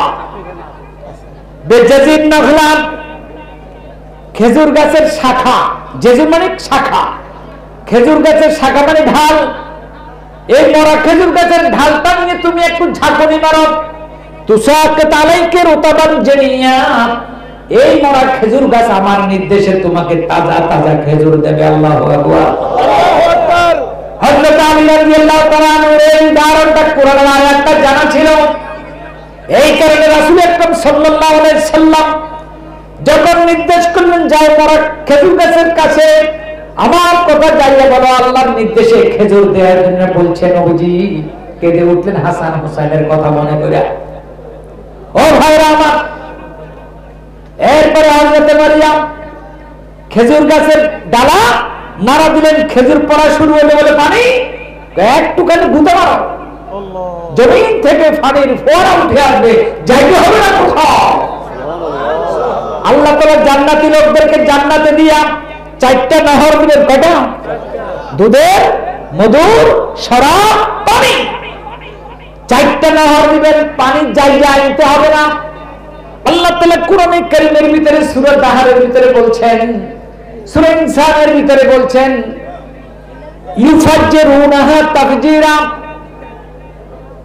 রিমোট কন্ট্রোল থাকবে মুসলমানের হাতে, জান্নাতি লোকদের হাতে। জান্নাতি লোক যেখানে যেখানে যাবে, জান্নাতের নহর, দুধের নহর, মধুর নহর, শরাবের নহর, পানির নহর তার সঙ্গে সঙ্গে চলে যাবে। বলে সুবহানাল্লাহ। আল্লাহু আকবার। ভাইরা আমার, আমাদের বঙ্গোপসাগর কে দিয়েছেন? আল্লাহ। সাত সমুদ্র কে দিয়েছেন? আল্লাহ। আল্লাহ সমুদ্র দিয়েছে, ডেকগুলো কইরা আমরা খাইতে পারি না। ঠিক না বেশি? বুড়িগঙ্গা, পদ্মা, মেঘনা, যমুনা ভরাট হয়ে যাচ্ছে খাবার। এই নদীর সাথে যদি নাকি নদী একটা আল্লাহর প্রকৃতির বিরুদ্ধে যদি কোনো ব্যক্তি আচরণ করে, এই প্রকৃতি বিরোধী কাজ। আপনার শরীরের এই দুইটা আগাই রগ ওয়াজ্জান বলা হয়, জীবন শিরা, আটারি, রগ, এগুলো যদি বন্ধ হয়ে যায়, রক্ত চলাচল বন্ধ হয়ে যায়, মানুষ কি করে? হার্ট অ্যাটাক হয়, ব্রেন স্ট্রোক করে। রক্ত চলাচল বন্ধ হয়ে গেলে আঙ্গুল ঝিমঝিম করে, পায়ে ব্যথা লাগে, কোমরে ব্যথা লাগে। ঠিক না ঠিক? মানুষ তখন একটু গরম দেয়, ডলে, গসা মাজা করে, এইসব করে। অথচ একটা মানুষের এ রগ, বড় বড় মোটা মোটা রগ, এগুলো যে এক একটা নদীর মতো। এই রগগুলো যেরকম বন্ধ হয়ে গেলে আপনার মৃত্যু নিশ্চিত, ঠিক তেমনি ভাবে নদীগুলো যদি মারা যায়, একটা জাতির মৃত্যু ঘটবে। সুতরাং নদীকে যারা অবৈধ দখল করা, যারা এইভাবে করে নদীকে শুকাই ফেলছে, মেরে ফেলছে, এইটার জন্য আল্লাহর কাছে জবাব দিতে হবে। আল্লাহর কাছে জবাব দিতে হবে। যারা সমাজে বিচক্ষণ আছেন, আপনাদেরকে অনুরোধ করছি, বাংলাদেশকে মরুভূমিতে পরিণত করবেন না। আল্লাহ তাআলা ঠিকের রব হিসেবে আমাদেরকে দিয়েছেন, সাগর দিয়েছেন, নদী দিয়েছেন। এটা কেউ এগুলা খনন করে নাই, আল্লাহ তাআলা দান করেছেন। ঠিক না ঠিক? আসুন, আল্লাহ তাআলা হযরত আলী রাদিয়াল্লাহু তাআলা আনহু তিনি বললেন, ইয়া রাসূলুল্লাহ, ঘরে খাবার নাই, আপনার কাছে আসি কি জন্য? কি জন্য? যেন আপনাকে দেখলে আমরা খাবারের কথা ভুলে যাবো। আর নবী বলছেন কি, যাও খেজুর গাছের কথা, আমার কথা যাইয়া বলো, আল্লাহর নির্দেশে খেজুর দেওয়ার জন্য বলছি। প্রশ্ন হলো, খেজুর গাছ কি আল্লাহ নবীর কথা শুনে? হ্যাঁ, শুনে। দয়ার নবী, মায়ার নবী, আমার কথা না, তিরমিজি শরীফের ভিতরে হাদিস রয়েছে। রোকানা নামের একটা বড় ফালোয়ান ছিল। রোকানা বলছেন, হে মুহাম্মদ সাল্লাল্লাহু আলাইহি সাল্লাম, আপনি যদি নাকি আমাকে কুস্তি খেলা যদি আমাকে হারাতে পারেন, তাহলে আমি ঈমান আনবো। এরপরে দিন নির্ধারণ করা হলো। এরপর নির্দিষ্ট ডেটে, নির্দিষ্ট সময়ে রাসূল আকরাম সাল্লাল্লাহু আলাইহি ওয়াসাল্লাম সেখানে হাজির হলেন। রাসূল আকরাম সাল্লাল্লাহু আলাইহি ওয়াসাল্লাম হাজির হলেন। সাহাবায়ে কেরাম যখন শুনলেন, আটকে উঠলেন যে রোকানার হাতে কেউ বাঁচে না। রোকানাকে বললেন, রোকানা, ঠিক আছে, সময় হলো, তুমি আমাকে ধরো। রোকানা আল্লাহর নবীকে আঘাত করার জন্য চাইলেন। প্রথমবার পারল না, দ্বিতীয়বার পারল না। গায়ের গেঞ্জি জামা ছিঁড়ে গেছে গা রাগে, যে আমার সাথে কেউ কোনোদিন পারতো না, আজকে মুহাম্মদ সাল্লাল্লাহু আলাইহি ওয়াসাল্লামকে আমি তলাইতেই পারলাম না। জায়গায় দাঁড়াইয়া আছে যেন পাহাড়। সুবহানাল্লাহ। এবার রোকানা বলল, মুহাম্মদ সাল্লাল্লাহু আলাইহি ওয়াসাল্লাম, এবার আপনি আমাকে ধরেন। আল্লাহ নবী আস্তে করে ধরে, রহমতের নবী একটুখানি খানিকটা সামনে তাকে একটু ফেলে দিলেন। রোকানা আশ্চর্য হলেন, সারা জীবন আমার সাক্ষী, কেউ কোনোদিন আমাকে একটু আঘাত করে ফেলতে পারে নাই, তুলতেও পারে নাই, আর মুহাম্মদ সাল্লাল্লাহু আলাইহি ওয়াসাল্লাম আমাকে ধরে এভাবে ফেলে দিল। এরপরে আশ্চর্য হলেন। নবীজি বললেন, আশ্চর্য হয়েছ? আবার বললেন, ধৈরা ছাগলের বাচ্চার মতো ফেলে দিলেন। তৃতীয়বারে একটা মুরগির বাচ্চার মতো ফেলা দিলেন। সংক্ষেপ করলাম, এরপরে লোকেরা আশ্চর্য হয়ে বলছেন, আমার বিশ্বাস হয় না। নবীজি বললেন, শোনো রোকানা, তুমি তো একজন বীর পালোয়ান, কথা ঠিক। ওই যে দেখো দূরের একটা খেজুর গাছ, ওটাকে যদি আমি আসতে বলি আসবে, যাইতে বললে যাবে, আর যদি বলি কলিমা সাক্ষী দিবে কিনা, আমাকে রাসূল মানবে কিনা, তাহলে পরে সে কলিমা শাহাদাত করে আমি যে রাসূল এটার সাক্ষীও দেবে, তবে কি তুমি ঈমান আনবে? আল্লাহু আকবার। এরপরে খেজুর গাছটা আসলো, আবার গেল, সাক্ষী দিল, আশহাদু আল্লা ইলাহা ইল্লাল্লাহু ওয়াহদাহু লা শারীকা লাহু ওয়া আশহাদু আন্না মুহাম্মাদান আবদুহু ওয়া রাসূলুহু সাল্লাল্লাহু আলাইহি ওয়াসাল্লাম। ভাই আমার এই দৃশ্য দেখা রোকানা ইসলাম কবুল করেছে, বলে সুবহানাল্লাহ। ও ভাইরা আমার, আমি আপনাদের কাছে একটু বলতে চাই, আমাদের রবকে আবার বলুন আল্লাহ। এখন আসুন, আল্লাহ রব চিনতে আপনাদের অসুবিধা হয়? অসুবিধা হয়? আমি আপনাদেরকে বুঝাই, একটু বলি আমার ভাইরা, একটু বলি, শুধু একটা উদাহরণ দিয়ে বলি। ছাগল ছিলেন? ছাগলের মালিক যদি কোনো কারণে ছাগলের খুঁটিটা তুলে দিয়ে নাই, বাজারে চলে গেছে, কথা, কিন্তু যখন সূর্য ডুবে তখন ছাগল কি করে? খাবার আছে সামনে, তারপরও খায় না, ডাক মারে। তার মানে আসো, কেউ আমার খুঁটিটা তুলে দাও, আমি আমার আশ্রয় জায়গায় চলে যাই, কারণ সূর্য ডুবলে শিয়াল এসে আমাকে কামড় বসাবে, ঠিক না? হঠাৎ একটা পথিক আসলো, একটা পাসার ভাই পথিক আসলো, আইসা তার খুঁটি তুলে দিয়েছে। উপকার করে নাই? করছে তো। বলুন, ছাগলের খুঁটিটা তুলে দেওয়ার পর পথিকের বাড়িতে যাবে না মালিকের বাড়িতে যাবে? কেন? এই যে উপকার করলো, হ্যাঁ? ও ভাইরা আমার, বিএ পাস করছে, এমএ পাস করছে, অক্সফোর্ড, ক্যামব্রিজ, হার্ভার্ড ইউনিভার্সিটিতে লেখাপড়া করেছেন, পিএইচডি করেছেন, এমফিল করেছেন, অথবা ডাক্তার হইয়া এমডি করেছেন, মাস্টার্স অফ ডায়াগনোসিস করেছেন, অথবা এফআরসিএস, এফআরসিএস, এফসিপিএস সব করেছে, কিন্তু ছাগলের মতো বুদ্ধিটাও তার হইল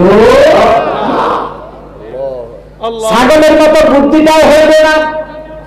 অথচ মক্তবের একটা শিশু, একটা আপনার দুর্বল এক ফ্যামিলির লোক, সকালবেলা হইলে পরে মালিককে চিনে, মালিক বলেছে তোমার জন্য ফেরেশতা পাঠাই দিয়েছে, আমার নামাজি বান্দা, ঘুম থেকে উঠো, ফেরেশতারা তোমার সামনে তোমার বাসায় দরজা দাঁড়ানো, আসো আসো।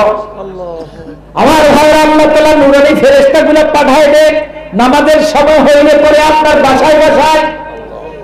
ও ভাইরা আমার, আমাদের সমাজে যদি নাকি উপজেলা চেয়ারম্যান, ভাইস চেয়ারম্যান, এমপি, মন্ত্রী যদি নাকি আমাদেরকে ডাকে, খাওয়াটা ফেলাই দিয়ে যদি শুনছি এমপি সাহেব ডাকছে, সঙ্গে সঙ্গে চলে যায় কি যায় না? আল্লাহ তাআলার পাঠানো দূত নূরের ফেরেশতা, তার দাম কি আরো কম না বেশি? এই নূরানী ফেরেশতাগুলোকে পাঠাইলে নবীজি বললেন, মেরাজ রজনীতে আমি দেখলাম আকাশে উঠে ফেরেশতারা পাথর লইয়া দাঁড়াইয়া আছে। জিজ্ঞেস করলাম, ভাই জিবরাইল, ফেরেশতারা কেন পাথরগুলা লইয়া দাঁড়াইয়া আছে? কয়টা পাথরগুলা লইয়া দাঁড়াইয়া আছে এই কারণে, আল্লাহ তাআলার নামাজ পড়বে না যারা সময় মতো নামাজ পড়বে না, ওয়াক্ত চলে যায়, তার কোনো খবর নাই, এমন ব্যক্তিদের বিরুদ্ধে পাথর লইয়া ফেরেশতারা আগে থেকে প্রস্তুত, যদি নাকি নামাজ না পড়ে তার মাথায় এই পাথরটা নিক্ষেপ করবে আধ্যাত্মিক ভাবে। কিভাবে? আধ্যাত্মিক ভাবে। এটা জমা হইতে আছে পাথর একটা, দুইটা, পাঁচটা করে, তওবা করে যদি কেউ ফিরে আসে তাইলে পরে এটা রহিত হবে, নতুবা হবে না। আবার নামাজ পড়বেন কি পড়বেন না সিদ্ধান্ত আপনার। আমার নবীজি বলছেন, মানা আসানা আসসালামাতুল খামসে ফিল ইয়াউমি ওয়াল লাইলা, মানা আসানা উদুওয়াহুন্না ওয়া সাল্লাহুন্না লিওয়াক্তিহিন্না ওয়া আতাম্মা রুকুওয়াহুন্না ওয়া খুশুওয়াহুন্না কানা আলাল্লাহি আহাদুন আন ইয়াগফিরালা। যদি কোনো ব্যক্তি দিন রাতে 5 ওয়াক্ত নামাজ আদায় করার জন্য সুন্দরভাবে ওযু করে, কিভাবে? সুন্দরভাবে ওযু করে, আর সময় মতো 5 ওয়াক্ত নামাজ আদায় করে খুশু খুজুর সঙ্গে 5 ওয়াক্ত নামাজের রুকু ও সিজদা আদায় করেন, আল্লাহ তাআলা বলছেন আমার উপরে কোনো দায়িত্ব নাই, কেউ আমার উপরে কোনো ডিউটি চাপাই দেয় নাই, কিন্তু আমি আমার উপরে একটা দায়িত্ব চাপাইনি, ওই নামাজি ব্যক্তিটাকে মাফ করে দেওয়ার জন্য বলেন সুবহানাল্লাহ। তার মানে যে নামাজ পড়ে সে একইমান অবশ্যই আল্লাহ তাআলা তাকে মাফ করে দেয়। সুবহানাল্লাহ। সময় আমার আর 7 মিনিট, আমি 7 মিনিটে শেষ করে দেব। তাহলে আমাদের রবকে বলো আল্লাহ। তাহলে প্রথম কথা হলো রবের জিনিসটা জানার এত গুরুত্ব কেন? আমি আপনাদেরকে একটা কথা বলি, এখানে লেখাপড়া যারা করেছেন তাদেরকে বলি, আপনার এসএসসি এইচএসসি অথবা তার উপরে একটা প্রশ্নের ভিতরে যদি বলা হয় যে কোনো 10টি প্রশ্নের উত্তর দাও, একটি প্রশ্নের উত্তর দিলে কি চলবে? দুটি দিলে চলবে না। ভালো পাস করতে হলে 10টি প্রশ্নেরই উত্তর দিতে হবে, ঠিক না বেটি? কিন্তু কবরের ব্যবস্থাটা হচ্ছে ভিন্ন। কবরে 3টি প্রশ্ন করা হবে, মতান্তরে 4টি প্রশ্ন। কয়টা আমার? 4টা।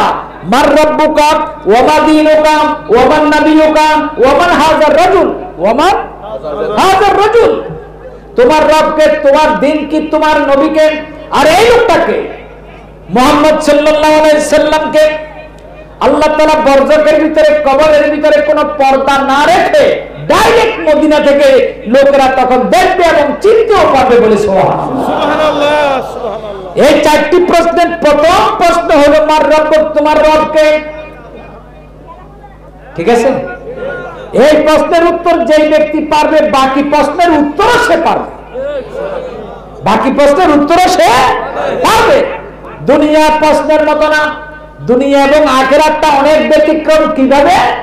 দুনিয়াতে গাছের গোড়া থাকে নিচে, আর আখিরাতের ভিতরে গাছের গোড়া থাকবে উপরে। ওয়াদানিয়াতান আলাইহিম জিলালুহা ওয়া যুল্লিলাত কুতুফুহা তাজলিলা। কুতুফুহা দানিয়া, কুতুফুহা দানিয়া। ওই ফলগুলো ঝুলতে থাকবে, আপনার গাছের গোড়াটা থাকবে উপরে। এই দুনিয়াতে যে পাল্লাটা ভারী হয়ে যায় নিচে নেমে যায়, আখিরাতের যে পাল্লাটা ভারী হবে সেটা উপরে উঠে যাবে। আল্লাহু আকবার। দুনিয়ার ব্যতিক্রম। এই দুনিয়াতে গরিব মানুষগুলা খানা পায় না, আগে পায় সব ওই আপনার এমপি মন্ত্রী অথবা আরো নেতা ফেতাগুলা, কিন্তু আখিরাতের ভিতরে গরিব মানুষগুলা ধনী মানুষের 500 বছর আগে জান্নাতের ভিতরে পৌঁছে যাবে বলে সুবহানাল্লাহ। আমার ভাই কি দিয়ে বুঝাবো? সুতরাং আল্লাহ তাআলাকে রব বলে কে? যারা নামাজ পড়ে তারা আল্লাহকে রব বলে। সাহাবায়ে কেরাম বললেন ইয়া রাসূলুল্লাহ, আল্লাহ তাআলা কোরআনের ভিতরে বলছেন কুনু রব্বানিনা, তোমরা আল্লাহওয়ালা হয়ে যাও, রবওয়ালা হয়ে যাও। রব্বানি মানে কি? আল্লাহওয়ালা।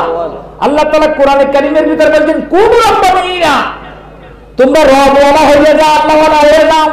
রবওয়ালা যদি নাকি হইতে পারো, তাই পরে আল্লাহ তাআলা তোমাদেরকে আখিরাতের ভিতরে আগে আগে নবীজির সুপারিশ লাভ করে জান্নাতে যাওয়ার তৌফিক দান করেন বলে সুবহানাল্লাহ। কবরের ভিতরে ভয় নাই, মৃত্যুর সময় ঈমান নিয়ে মরার কোনো ভয় নাই। কে করবেন এটা? আল্লাহ। তার জন্য যে আল্লাহকে রব মেনে নেবে, আল্লাহকে আল্লাহ তুমি আমাকে পালো, তুমি আমারে খাওয়াও, আমি আমার পকেটের টাকার মালিকও আমি না, তুমি মালিক। রবের আরেক অর্থ হচ্ছে মালিক। এই গোটা দুনিয়ার মালিককে আল্লাহ। আল্লাহ রবের আরেক অর্থ হচ্ছে মালিক। আপনি আপনার টাকা পয়সা দিয়ে খান না, আপনি আরেকজন মেহমানকে আপনি খাওয়ান না, মেহমানেরটা খায়। দাওয়াত বাড়িতে বিয়ে আপনারে খাওয়াইলে বিয়ে খাওয়াই নাই, আপনারটাই আপনি খাইছেন, আল্লাহ খাওয়াইছে। কে খাওয়াইছে? আল্লাহ। আপনি যে মাস শেষে বেতন পাচ্ছেন, এই বেতনের মালিক আপনি না, আল্লাহ। বেতন মালিকে এই জমিনের মালিক আপনি না। আপনি জমিনের মালিক হইলে তাহলে খাজনা দেন কেন আবার? হ্যাঁ, খাজনা দেন কেন? ঠিক কিনা? বুঝেন? এগুলো বুঝেন? বুঝার জন্য একটু এলেম লাগবে, নতুবা বুঝবেন না। আপনি আল্লাহকে রব বলবেন না, ইবলিসও আল্লাহকে রব বলছে। যারা আল্লাহর রব বলে না তারা ইবলিসের চাইতে খারাপ। আল্লাহ তাআলা ইবলিস আল্লাহকে রব বলবে কোথায়? যখন আল্লাহ তাআলা বললেন খবরদার তুই আমার নির্দেশের যখন অমান্য করছস, আদম আলাইহিস সালামকে সিজদা দেওয়ার নির্দেশ করেছি, সিজদা দিতে ফাসাদাল মালাইকাতু কুল্লুহুম আজমাউনা ইল্লা ইবলিস, আবা ওয়াস্তাকবারা ওয়া কানা মিনাল কাফিরিন। আল্লাহ তাআলার নির্দেশ না মানে কি হয়ে গেছে? কাফের হয়ে গেছে। কয়টা নির্দেশ না মানে? একটা। ও কিন্তু আপনার গায়রুল্লাহকে সিজদা করে না কোনোদিন। গায়রুল্লাহকে সিজদা করে না। আল্লাহরে সিজদা করতে করতে করতে করতে ৮০,০০০ বছর আল্লাহর সিজদা দিয়েছে। সুবহানাল্লাহ। বুঝলেন? কে? ইবলিস। যখন আল্লাহ তাআলা বলে দিলেন সে আমার নির্দেশ যখন শুনস নাই, তাহলে ওখরুজ মিনহা ফাইন্নাকা রাজিম, জান্নাত থেকে বের হয়ে যায়, তুই হচ্ছে বিতাড়িত আমার রব থেকে। তখন ইবলিস আল্লাহ তাআলার কাছে দোয়া করলেন, রব্বি আনজিরনি ইলা ইয়াউমি ইউবাসুনা, আমার রব। ইবলিস আল্লাহকে বলছে, আল্লাহ আপনি আমার রব, কিয়ামত পর্যন্ত মানুষকে শয়তানি করার জন্য আমার ক্ষমতা দেন। কে কে দোয়া করলো? ইবলিস। কি মেয়ে দোয়া করলো? আল্লাহ আপনি তো আমার রব, আমার এই দোয়াটা আপনি কবুল করেন। তো ইবলিস পর্যন্ত যেখানে আল্লাহকে রব মানছে, আর যেই মানুষটা আল্লাহকে রব মানে না সেটা ইবলিসের সাইডেও খারাপ। এখন তো আল্লাহর রব মানা দূরের কথা, আল্লাহরই মানে না। আচ্ছা বলেন, যে সন্তান তার পিতাকে মানে না তারে কি কই আমরা? যার সন্তান, যার সন্তান বলি, ঠিক না? আচ্ছা, বাপকে অস্বীকার করার চাইতে আল্লাহকে অস্বীকার করা কি আরো মারাত্মক না? তাহলে নাস্তিক মানে কি? যারা আল্লাহরে মানে না তারা যারা সন্তানের চাইতেও খারাপ। যারা আল্লাহকে মানে না তারা যারা সন্তানের চাইতেও খারাপ। সুতরাং তাদের পিতৃ পরিচয় যারা অস্বীকার করে এর চাইতে মারাত্মক খারাপ যারা আল্লাহকে মানে না। জানো না, ছিল না আল্লাহ কোথায়? দেখো না, যেদার দেখতা হুঁ উদার তুই হি তু হ্যায়, যেদার দেখতা হুঁ উদার তুই হি তু হ্যায়, সাজার মে হাজার মে তেরে রঙ্গ রূ হ্যায়। আল্লাহ যেদিকে তাকাই তুমি আর তুমি, আর কিছু না। সুতরাং আসুন আমরা আল্লাহ তাআলাকে রব মানবো, এর উপরে আমরা কি থাকবো? ইস্তেকামত দিয়ে তার সাথে থাকবো। পুরস্কার দুটা, কোনো টেনশন নাই। মৃত্যুর সময় কবরে, হাসরে, মিজানে কোনো ভয় নেই, কোনো চিন্তা নাই। আর আমরা এর উসিলায় দুইটা জিনিস পাবো। একটা তো জান্নাত পাবো, জান্নাত আজীবনের জন্য, জান্নাত আজীবনের জন্য। আরেকবার আসলে এই জান্নাত কি পাবো, কি কে কিছু যদি নাকি বলেও আমাদেরকে কিচ্ছু যায় আসে না, কিছুই আমাদের যায় আসে না। আমি বলবো, এই দেশে করোনায় যেভাবে ধারণা হয়েছিল, ধারণা করা হয়েছিল আমরা মারা যাবো, আক্রান্ত হবে, এই দেশ লাশে লাশ, পচা গন্ধে রাস্তাঘাটে মানুষ থাকতে পারবে না। কিসের উসিলায় আল্লাহ তাআলা আমাদেরকে রহমত করছে? কোরআনের উসিলায়, নামাজের উসিলায়, আযানের উসিলায়। ঠিক আছে, ঠিক।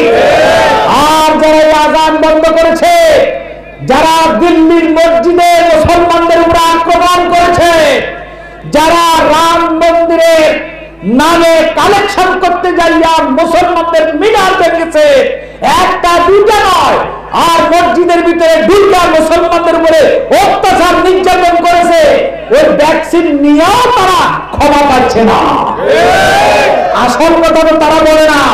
এই পৃথিবীর দ্বিতীয় আক্রান্তের দিক থেকে হলো আমাদের পার্শ্ববর্তী দেশ, আমি বলতে চাই না, তিন দিক থেকে ঘেরাও করা চরম উগ্রবাদী, হিন্দুত্ববাদী এই রোগগুলা আমাদেরকে সবক দেয়, আমাদেরকে বুঝায়। আমি তাদের জন্য হেদায়েত কামনা করছি। বর্তমান নয়, সকল মুসলমানের জন্য, বাংলাদেশের সকল মুসলমানের জন্য হেদায়েত কামনা করছি। বাংলাদেশে হিন্দু, বৌদ্ধ, খ্রিস্টান, মুসলমানের পাশাপাশি এই দেশে বসবাস করে কি করে না? আমাদের আচরণে তারা যেন কষ্ট না পায়, তাদের জন্য হেদায়েতের কামনা করছি। সাম্প্রদায়িক সম্প্রীতি বজায় রেখে যেন আমরা চলতে পারি, এই কথা বলে আমি আমার কথা শেষ করছি। ওমা তৌফিক ইল্লা বিল্লাহ। যিনি সভাপতি আছেন, সভাপতি এখন আপনার কথা বলবেন, এরপরে দেওয়া হবে ইনশাআল্লাহ। আমাদের হযরত কিবলা কই তাই? আর তো আপনিও না দোয়া আমার মুরব্বী হুজুর যদি নাকি বলতেন তাহলে পরে ভালো হতো। কোথায় হুজুর মনে হয়? আচ্ছা তাহলে দোয়াটা করি। দোয়া করার আগে বলি আপনাদেরকে ভাইরা আমার, আমরা কোরআনে কারীম থেকে আজকের আলোচনা শুনলাম। আমাদের রব পালনেওয়ালা কে? শুধু কয়জন? একজন। আমি আপনাদেরকে বলি, আমাদেরকে বলা হয় বিশ্বব্যাপী মুসলমানেরা সন্ত্রাসী, খুনি। মুসলমানেরা খুনি। ওকলাহোমা বোমা ফাটানো হলো 1986 সালে, তারা বলবে মুসলমানেরা পুড়েছে। আমেরিকার ওকলাহোমায় অনেক বছর পর তদন্ত বের হল, খ্রিস্টানদের কয়েকজন লোকে এই বোমাগুলো ফাটাইছে। ও ভাইরা আমার, ইরাকে আক্রমণ করলো আমেরিকা, বলছে এখানে জীবাণু অস্ত্র আছে। বহুদিন পরে হলো এটা প্রমাণিত হয়েছে ইরাকের জীবাণু অস্ত্র ছিল না। আমার ভাইরা, আমার কথা না, গতকালকের পত্রিকায় বের হয়েছে ওয়াশিংটন পোস্টের ভিতরে মিথ্যা কথা বলা এক মহারাজ, তার নাম কি? Donald Trump. তিনি তার 4 বছর ক্ষমতায় থাকাকালীন রাজনৈতিক এবং উদ্দেশ্য প্রণোদিত ভাবে গোটা মুসলিম বিশ্বকে দুনিয়া থেকে শেষ করে দেওয়ার জন্য, ইহুদিদেরকে দুনিয়াতে সুপ্রতিষ্ঠিত করার জন্য সে তার সারা জীবনে 30,573টি মিথ্যা কথা বলেছে। আমার ভাইরা, আপনারা বলেন, আপনারা যারা বলেন চা দোকানে চা কাপের ভিতরে আলোচনার ঝড় তোলেন এবং বলেন আমরা মুসলমানেরা মিথ্যা কথা বলি, আমার কথা না, ওয়াশিংটন পোস্ট কর্তৃক নিউজগুলো, যারা নিউজ এজেন্সি আছে তারা বলেছে পৃথিবীতে 4টা বড় বড় নিউজ এজেন্সি আছে। একটা রয়টার্স, তারপরে ওয়াশিংটন পোস্ট সহ এই জাতীয় যারা খবর বিক্রি করে, বানায় এবং খবরগুলোকে যারা অথেন্টিটির মাধ্যমে প্রচার করে। ডোনাল্ড ট্রাম্প এতদিন বলতে পারে নাই এবং সে চিকিৎসা বিজ্ঞানের ক্ষেত্রে কোনো ধারণা নাই। সে বলেছে করোনা ধরলে অসুবিধা কি, আমি মাস্ক পরবো না, পরে কিন্তু পড়ছে। এবং সে বলেছে পরীক্ষা যত বেশি হবে তত করোনা বাড়বে। একটা মিথ্যা কথা বলবে। মানুষ পরীক্ষা করে কেন? রোগ ভালো হওয়ার জন্য না বাড়ার জন্য? ভালো হওয়ার জন্য না, রোগ কমার জন্য, ভালো হওয়ার জন্য। ঠিক আছে, ঠিক। আর সে বলতেছে যত পরীক্ষা করবে তত নাকি বাড়বে। এরপরে বলেছে যে মানুষের যে পাকস্থলীর ভিতরে করোনার কারণে ড্যামেজ হয়, এই পাকস্থলীর ব্লিচিং পাউডার দিয়ে ধুয়ে বেড়ালে ভালো দিবে। একটা আন্দাজে কই থেকে একটা বউ মারে, বুঝতে পারছেন? গোটা জীবনটা তার চরিত্র কলঙ্কিত, দুইবার ইমপিচমেন্টের শিকার হলো। তাদের কাছ থেকে আমাদের সবক গ্রহণ করা দরকার নাই। আমেরিকা পরাশক্তি হিসেবে দাবি করেছিল, আজকে ধরাশক্তি হিসেবে তুমি পরিচিতি লাভ করলা। পরাশক্তি ধরাশক্তি হয়ে গেছে। ঠিক না বেঠিক? আল্লাহ তাআলা মুসলিম শক্তিকে, ইসলামের অগ্রযাত্রাকে আল্লাহ তাআলা আগাইয়ে নিচ্ছেন এবং নেবেন। তুরস্কের এরদোগান সহ গোটা পৃথিবীতে আপনার ইসলামের জয় যাত্রা, এই জয় রথ কেউ ঠেকাতে পারবে না ইনশাআল্লাহ। ফেরাউন যেইভাবে করে মুসার আগমন ঠেকাতে পারে নাই, নমরুদ যেইভাবে করে ইব্রাহিমের অগ্রযাত্রাকে ঠেকাতে পারে নাই, ইসলাম এই পৃথিবীতে কায়েম হবেই হবে। কেউ এটার অগ্রযাত্রা রুখতে পারবে না ইনশাআল্লাহ। আল্লাহ নবী বলেছেন, আমার কথা না, লা ইয়াবকা আলা যাহরিল আরদি বাইতু মাদারিন ওয়ালা আবারিন ইল্লা আদখালাহুল্লাহু কালিমাতাল ইসলাম। আল্লাহ নবী বলেছেন, এই পৃথিবীর কোন কাঁচা ঘর, পাকা ঘর, এই পৃথিবীর কোন মাটির ঘর, পাকা ঘর কিচ্ছু থাকবে না, সবটার ভিতরে আল্লাহ ইসলাম ঢুকাইয়া ছাড়বে। সুতরাং এমন একটা সময় আসবে, বাচ্চা ছেলেরা সাপের সাথে খেলবে, সাপ কামড় দেবে না। চিতাবাঘ হরিণের সাথে একসঙ্গে আপনার পানিতে নেমে জল খাবে, পানি খাবে, কিন্তু সেখানে ঠোকা ঠুকতে হবে না। সেই দিন আসতে আছে। আল্লাহ নবী বলেছেন, এমন ভাবে আল্লাহ তাআলা ফল আপনার উৎপন্ন করে দিবেন মানুষের মাধ্যমে, একটা ডালিম ফল খাইয়া, একটা ডালিম ফল একটা গ্রামের লোকদের জন্য যথেষ্ট হবে বলে সুবহানাল্লাহ। এবং নবীজি আরো বলছেন, সেই ডালিম ফলে যেই খোসা হবে সেই খোসার ভিতরে সমস্ত লোকেরা তার ছায়া দাঁড়াই থাকতে পারে। চিন্তা করছেন সেই আল্লাহ আগের মতো আছে কি নাই? ইসলামের এই কথাগুলো শুনলে ভালো লাগে না খারাপ লাগে? যারা আল্লাহ ভক্ত রাসূল ভক্ত তাদের ভালো লাগবে, যারা আল্লাহ ভক্ত না রাসূল ভক্ত না তাদের ভালো লাগবে না। ওয়া তৌফিক ইল্লা বিল্লাহ। আমার হযরত এসেছেন, আর আরো সামনে আসেন। দোয়াটা হযরত করলে ভালো হয় না? আমি বাড়িতে পড়ছি, আপনি মুসাফির। তাই তো আমরা এখন দোয়া করব। দোয়া কবুলের জন্য শর্ত কি? প্রথমে আমরা কাফারায়ে মজলিসটা পড়ব। আমি আমার পক্ষ থেকে সুবহানাকাল্লাহুম্মা ওয়া বিহামদিক আশহাদু আল্লা ইলাহা ইল্লা আনতা আস্তাগফিরুকা ওয়া আতুবু ইলাইক। সকলে একবার দরুদ শরীফ পড়েন। আল্লাহুম্মা সাল্লি আলা মুহাম্মদ ওয়া আলা আলি মুহাম্মদ কামা সাল্লাইতা আলা ইব্রাহিম ওয়া আলা আলি ইব্রাহিম ইন্নাকা হামিদুম মাজিদ। আল্লাহুম্মা বারিক আলা মুহাম্মদ ওয়া আলা আলি মুহাম্মদ কামা বারাকতা আলা ইব্রাহিম ওয়া আলা আলি ইব্রাহিম ইন্নাকা হামিদুম মাজিদ। আস্তাগফিরুল্লাহাল্লাযী লা ইলাহা ইল্লা হুয়াল হাইয়ুল কাইয়্যুম ওয়া আতুবু ইলাইহি। আমার সঙ্গে সকলে পড়েন আস্তাগফিরুল্লাহাল্লাযী লা ইলাহা ইল্লা হুয়াল হাইয়ুল কাইয়্যুম ওয়া আতুবু ইলাইহি। এই ইস্তেগফার রাসূল নিজে পড়তেন। এটা করলে পরে সারা পৃথিবীর সমস্ত পাথর মাটি ক্রাশ আর ফাউন্ডার করলে সংখ্যা যা হবে সেই রকম গুনাহ যদি আপনার হয় আল্লাহ তাআলা maaf করে দেবেন। সুবহানাল্লাহ। বিশেষ করে মাজার কমিটি, এই বাড়িওয়ালা প্রতিবেশী সার্বিকভাবে সহযোগিতা করছে, তাদের জন্য খাস করে দোয়া করুন। আলহামদুলিল্লাহ আলহামদুলিল্লাহ। আল্লাহুম্মা আমিন। রব্বানা যালামনা আনফুসানা ওয়া ইল্লাম তাগফির লানা ওয়া তারহামনা লানাকুনান্না মিনাল খাসিরিন। রব্বানা ইগফির লানা ওয়া লিওয়ালিদাইনা রাব্বিরহামহুমা কামা রাব্বায়ানি সগীরা। রব্বানা আতিনা ফিদ দুনিয়া হাসানাতাও ওয়া ফিল আখিরাতি হাসানাতাও ওয়া কিনা আযাবান নার। আয় আল্লাহ তাআলা, যেই মুহূর্তে তোমার শাহী দরবারে হাত দুটো তুলে আমরা দোয়া করছি, আয় আল্লাহ তাআলা মধ্য রজনীর কাছাকাছি সময় আল্লাহ, আয় আল্লাহ তাআলা গুনার বোঝা মাথায় নিয়ে হাত তুলেছি আল্লাহ। আয় আল্লাহ তাআলা বাসায় গেলে অনেকের আগামীকাল সকালে দায় দেনার কথা পেরেশানি করবে আল্লাহ।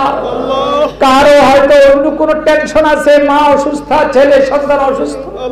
আয় আল্লাহ তাআলা এই ধরনের সকল পেরেশানি নিয়ে আমরা আজকে মাহফিলে বসা আল্লাহ, কোরআনের মাহফিল থেকে তোমার শাহী দরবারে হাত তুলেছি আল্লাহ।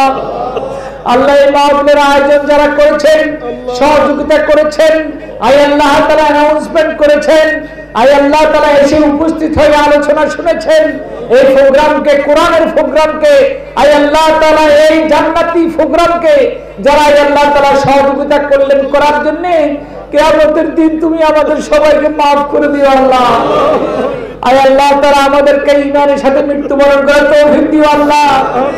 আয় আল্লাহ তাআলা মেহেরবানি করে তোমার রব, তুমি আমাদের রব মাবুদ, তুমি পালনেওয়ালা, তুমি আমাদের সকল চাহিদা পূরণ করে নেওয়ালা। আয় আল্লাহ তাআলা তুমি আমাদের সকল নেক প্রয়োজনের আয়োজন করে দাও। আয় আল্লাহ তাআলা মেহেরবানি করে এই ব্যবসা, আয় আল্লাহ তাআলা ব্যবসা মরহুম ব্যবসা, আয় আল্লাহ তাআলা তিনি এখানে পাশে শায়িত আছেন, আয় আল্লাহ তাআলা সুন্নাত মোতাবেক আমরা জিয়ারত করব, তার জন্য মাগফিরাত কামনা করব। আয় আল্লাহ তাআলা কিন্তু সকল প্রকার বেদাত থেকে তুমি আমাদেরকে রক্ষা করো আল্লাহ। বাজার কমিটিকে কবুল করো, আমাদের ভাইস চেয়ারম্যানকে কবুল করো, আয় আল্লাহ তাআলা এই ইন্তেজামিয়া কমিটিকে কবুল করো। আয় আল্লাহ কিশোর যুবক ভাইরা পরিশ্রম করেছে আল্লাহ, আয় আল্লাহ তাআলা যারাই আয় আল্লাহ তাআলা আর্থিকভাবে, শারীরিকভাবে, সময় দিয়ে সহযোগিতা করেছেন, তাদের সবাইকে তুমি কবুল আর মঞ্জুর করে নাও আল্লাহ।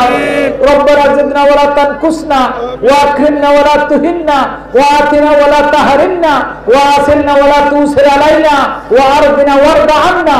আল্লাহুম্মা আকসিম লানা মিন রাহমাতিকা মা তাহুরু বিহি বাইনানা ওয়া বাইনা মাআসিক ومن طاعتك ما تبلغنا به جنتك ومن اليقين ما تهون علينا مصيبات الدنيا. اللهم متعنا بأسمائنا وأبصارنا وقواتنا ما أبقيتنا وأحييتنا يا رب العالمين. اللهم اجعل ثارنا على من عادانا وانصرنا على من ظلمنا ولا تسلط علينا ربنا من لا يرحمنا. اللهم اهدنا فيمن هديت وعافنا فيمن عافيت وتولنا فيمن توليت وبارك لنا فيما أعطيت وقنا شر ما قضيت فإنك تقضي ولا يقضى عليك فإنه لا يذل من واليت ولا يعز من عاديت تباركت ربنا وتعاليت. আল্লাহুম্মা আতি নাফসি তাকওয়াহা ওয়া যাক্কিহা ফাইন্নাকা খায়রু মান যাক্কিহা রব্বি আউজি'নি আন আশকুরা নি'মাতাক আল্লাতী আন'আমতা আলাইয়া ওয়া আলা ওয়ালিদাই। আয় আল্লাহ তাআলা এই মাহফিলকে তুমি কবুল মঞ্জুর করো। আয় আল্লাহ মেহেরবানি করে যারা পরামর্শ করেছেন, সহযোগিতা করেছেন, অনেকের ভিন্ন আয় আল্লাহ কথাবার্তা শুনে হলো এই মাহফিলের আয়োজন করেছে। আল্লাহ এই মাহফিলকে তুমি কিয়ামত পর্যন্ত কায়েম দায়েম রাখো আল্লাহ। মরহুম রূপসা সাহেবকে মাফ করে দাও, তার কবরটাকে জান্নাতের টুকরা বানায় দাও, জান্নাতের নিয়ামত চালু করে দাও, কবরকে প্রশস্ত করে দাও, আলোকিত করে দাও, অন্ধকার দূর করে দাও আল্লাহ, তার কলিজা ঠান্ডা করে দাও। আয় আল্লাহ তাআলা পাশে যে সকল বাড়িওয়ালা আছেন যাদের সহযোগিতায় মাহফিল হলো দীর্ঘ সময় ধরে, আয় আল্লাহ মাইকের আওয়াজে তাদের অনেকেরই কষ্ট হয়েছে, হয়তো আল্লাহ দিনের খাতিরে মেনে নিয়েছে, তাদের সকলের হৃদয়ের কামনা বাসনা কবুল করো। মায়েরা বোনেরা যিনি যেখান থেকে আলোচনা শুনছেন, আমার ভাইরা ঘরওয়ালা এই এলাকাওয়ালা সকলের দিলের নেক মাকসুদগুলো কবুল মঞ্জুর করো আল্লাহ। আল্লাহ করোনা নামের আয় আল্লাহ তাআলা এই আয় আল্লাহ মহারক দুর্যোগ আল্লাহ আমাদেরকে পেয়ে বসেছে মাবুদ, তুমি এতদিন পর্যন্ত রহম করেছো আল্লাহ। আয় আল্লাহ বছরের কাছাকাছি সময় আমরা পার করে এসেছি আল্লাহ, আমাদের সবাইকে করোনা থেকে হেফাজত করো আল্লাহ, আমাদেরকে শাফা দান করো আল্লাহ। ইয়া শাফিউল আমরাজ ওয়া জামারে তুফা ওয়া ইয়াশফিন ওয়া ইয়াশফি সুদুরা কওমে মুমিনিন। আয় আল্লাহ তাআলা আয়াতে শাফার উসিলা তুমি আমাদের সবাইকে শারীরিকভাবে, মানসিকভাবে, আধ্যাত্মিকভাবে শাফায়ে কামিলা আজলা দায়মা নসিব করো আল্লাহ। আয় আল্লাহ নিঃসন্তানীকে সন্তান দান করো, যাদের ছেলে নাই ছেড়ে দাও, যাদের মেয়ে নাই মেয়ে দাও, যাদের মেয়ে বিয়ে হচ্ছে না বিয়ের ব্যবস্থা করে দাও, যাদের ছেলে লেখাপড়া করছে মেয়ে লেখাপড়া করছে তাদের মেধা শক্তি বাড়ায় দাও। আয় আল্লাহ তাআলা যেই সংসারের ছেলে চাকরির ব্যবস্থা করে দাও, যাদের ছেলে মেয়ে দেশের বাইরে আছে জানমালে হেফাজত করো। আয় আল্লাহ তাআলা আমাদের দেশের উপরে খাস রহমত নাযিল করো। আয় আল্লাহ তাআলা মুসলিম ও মুসলিম নির্বিশেষে সকলের সঙ্গে সাম্প্রদায়িক সম্প্রীতি বজায় রেখে চলার তৌফিক দান করো। নাশকতা সন্ত্রাস থেকে আমাদের দেশকে হেফাজত করো। আয় আল্লাহ যারা না বুঝে তোমাকে ছাড়া অন্যকে সেজদা দেয়, একটা মানুষকে সেজদা দেয় আল্লাহ, এটা কত জঘন্য তুমি বলেছো আল্লাহ। আয় আল্লাহ তাআলা এই পৃথিবীর সব সাইডে যদি কোনো মাজার থাকে বড় মাজার হলো আমার নবীজির মাজার।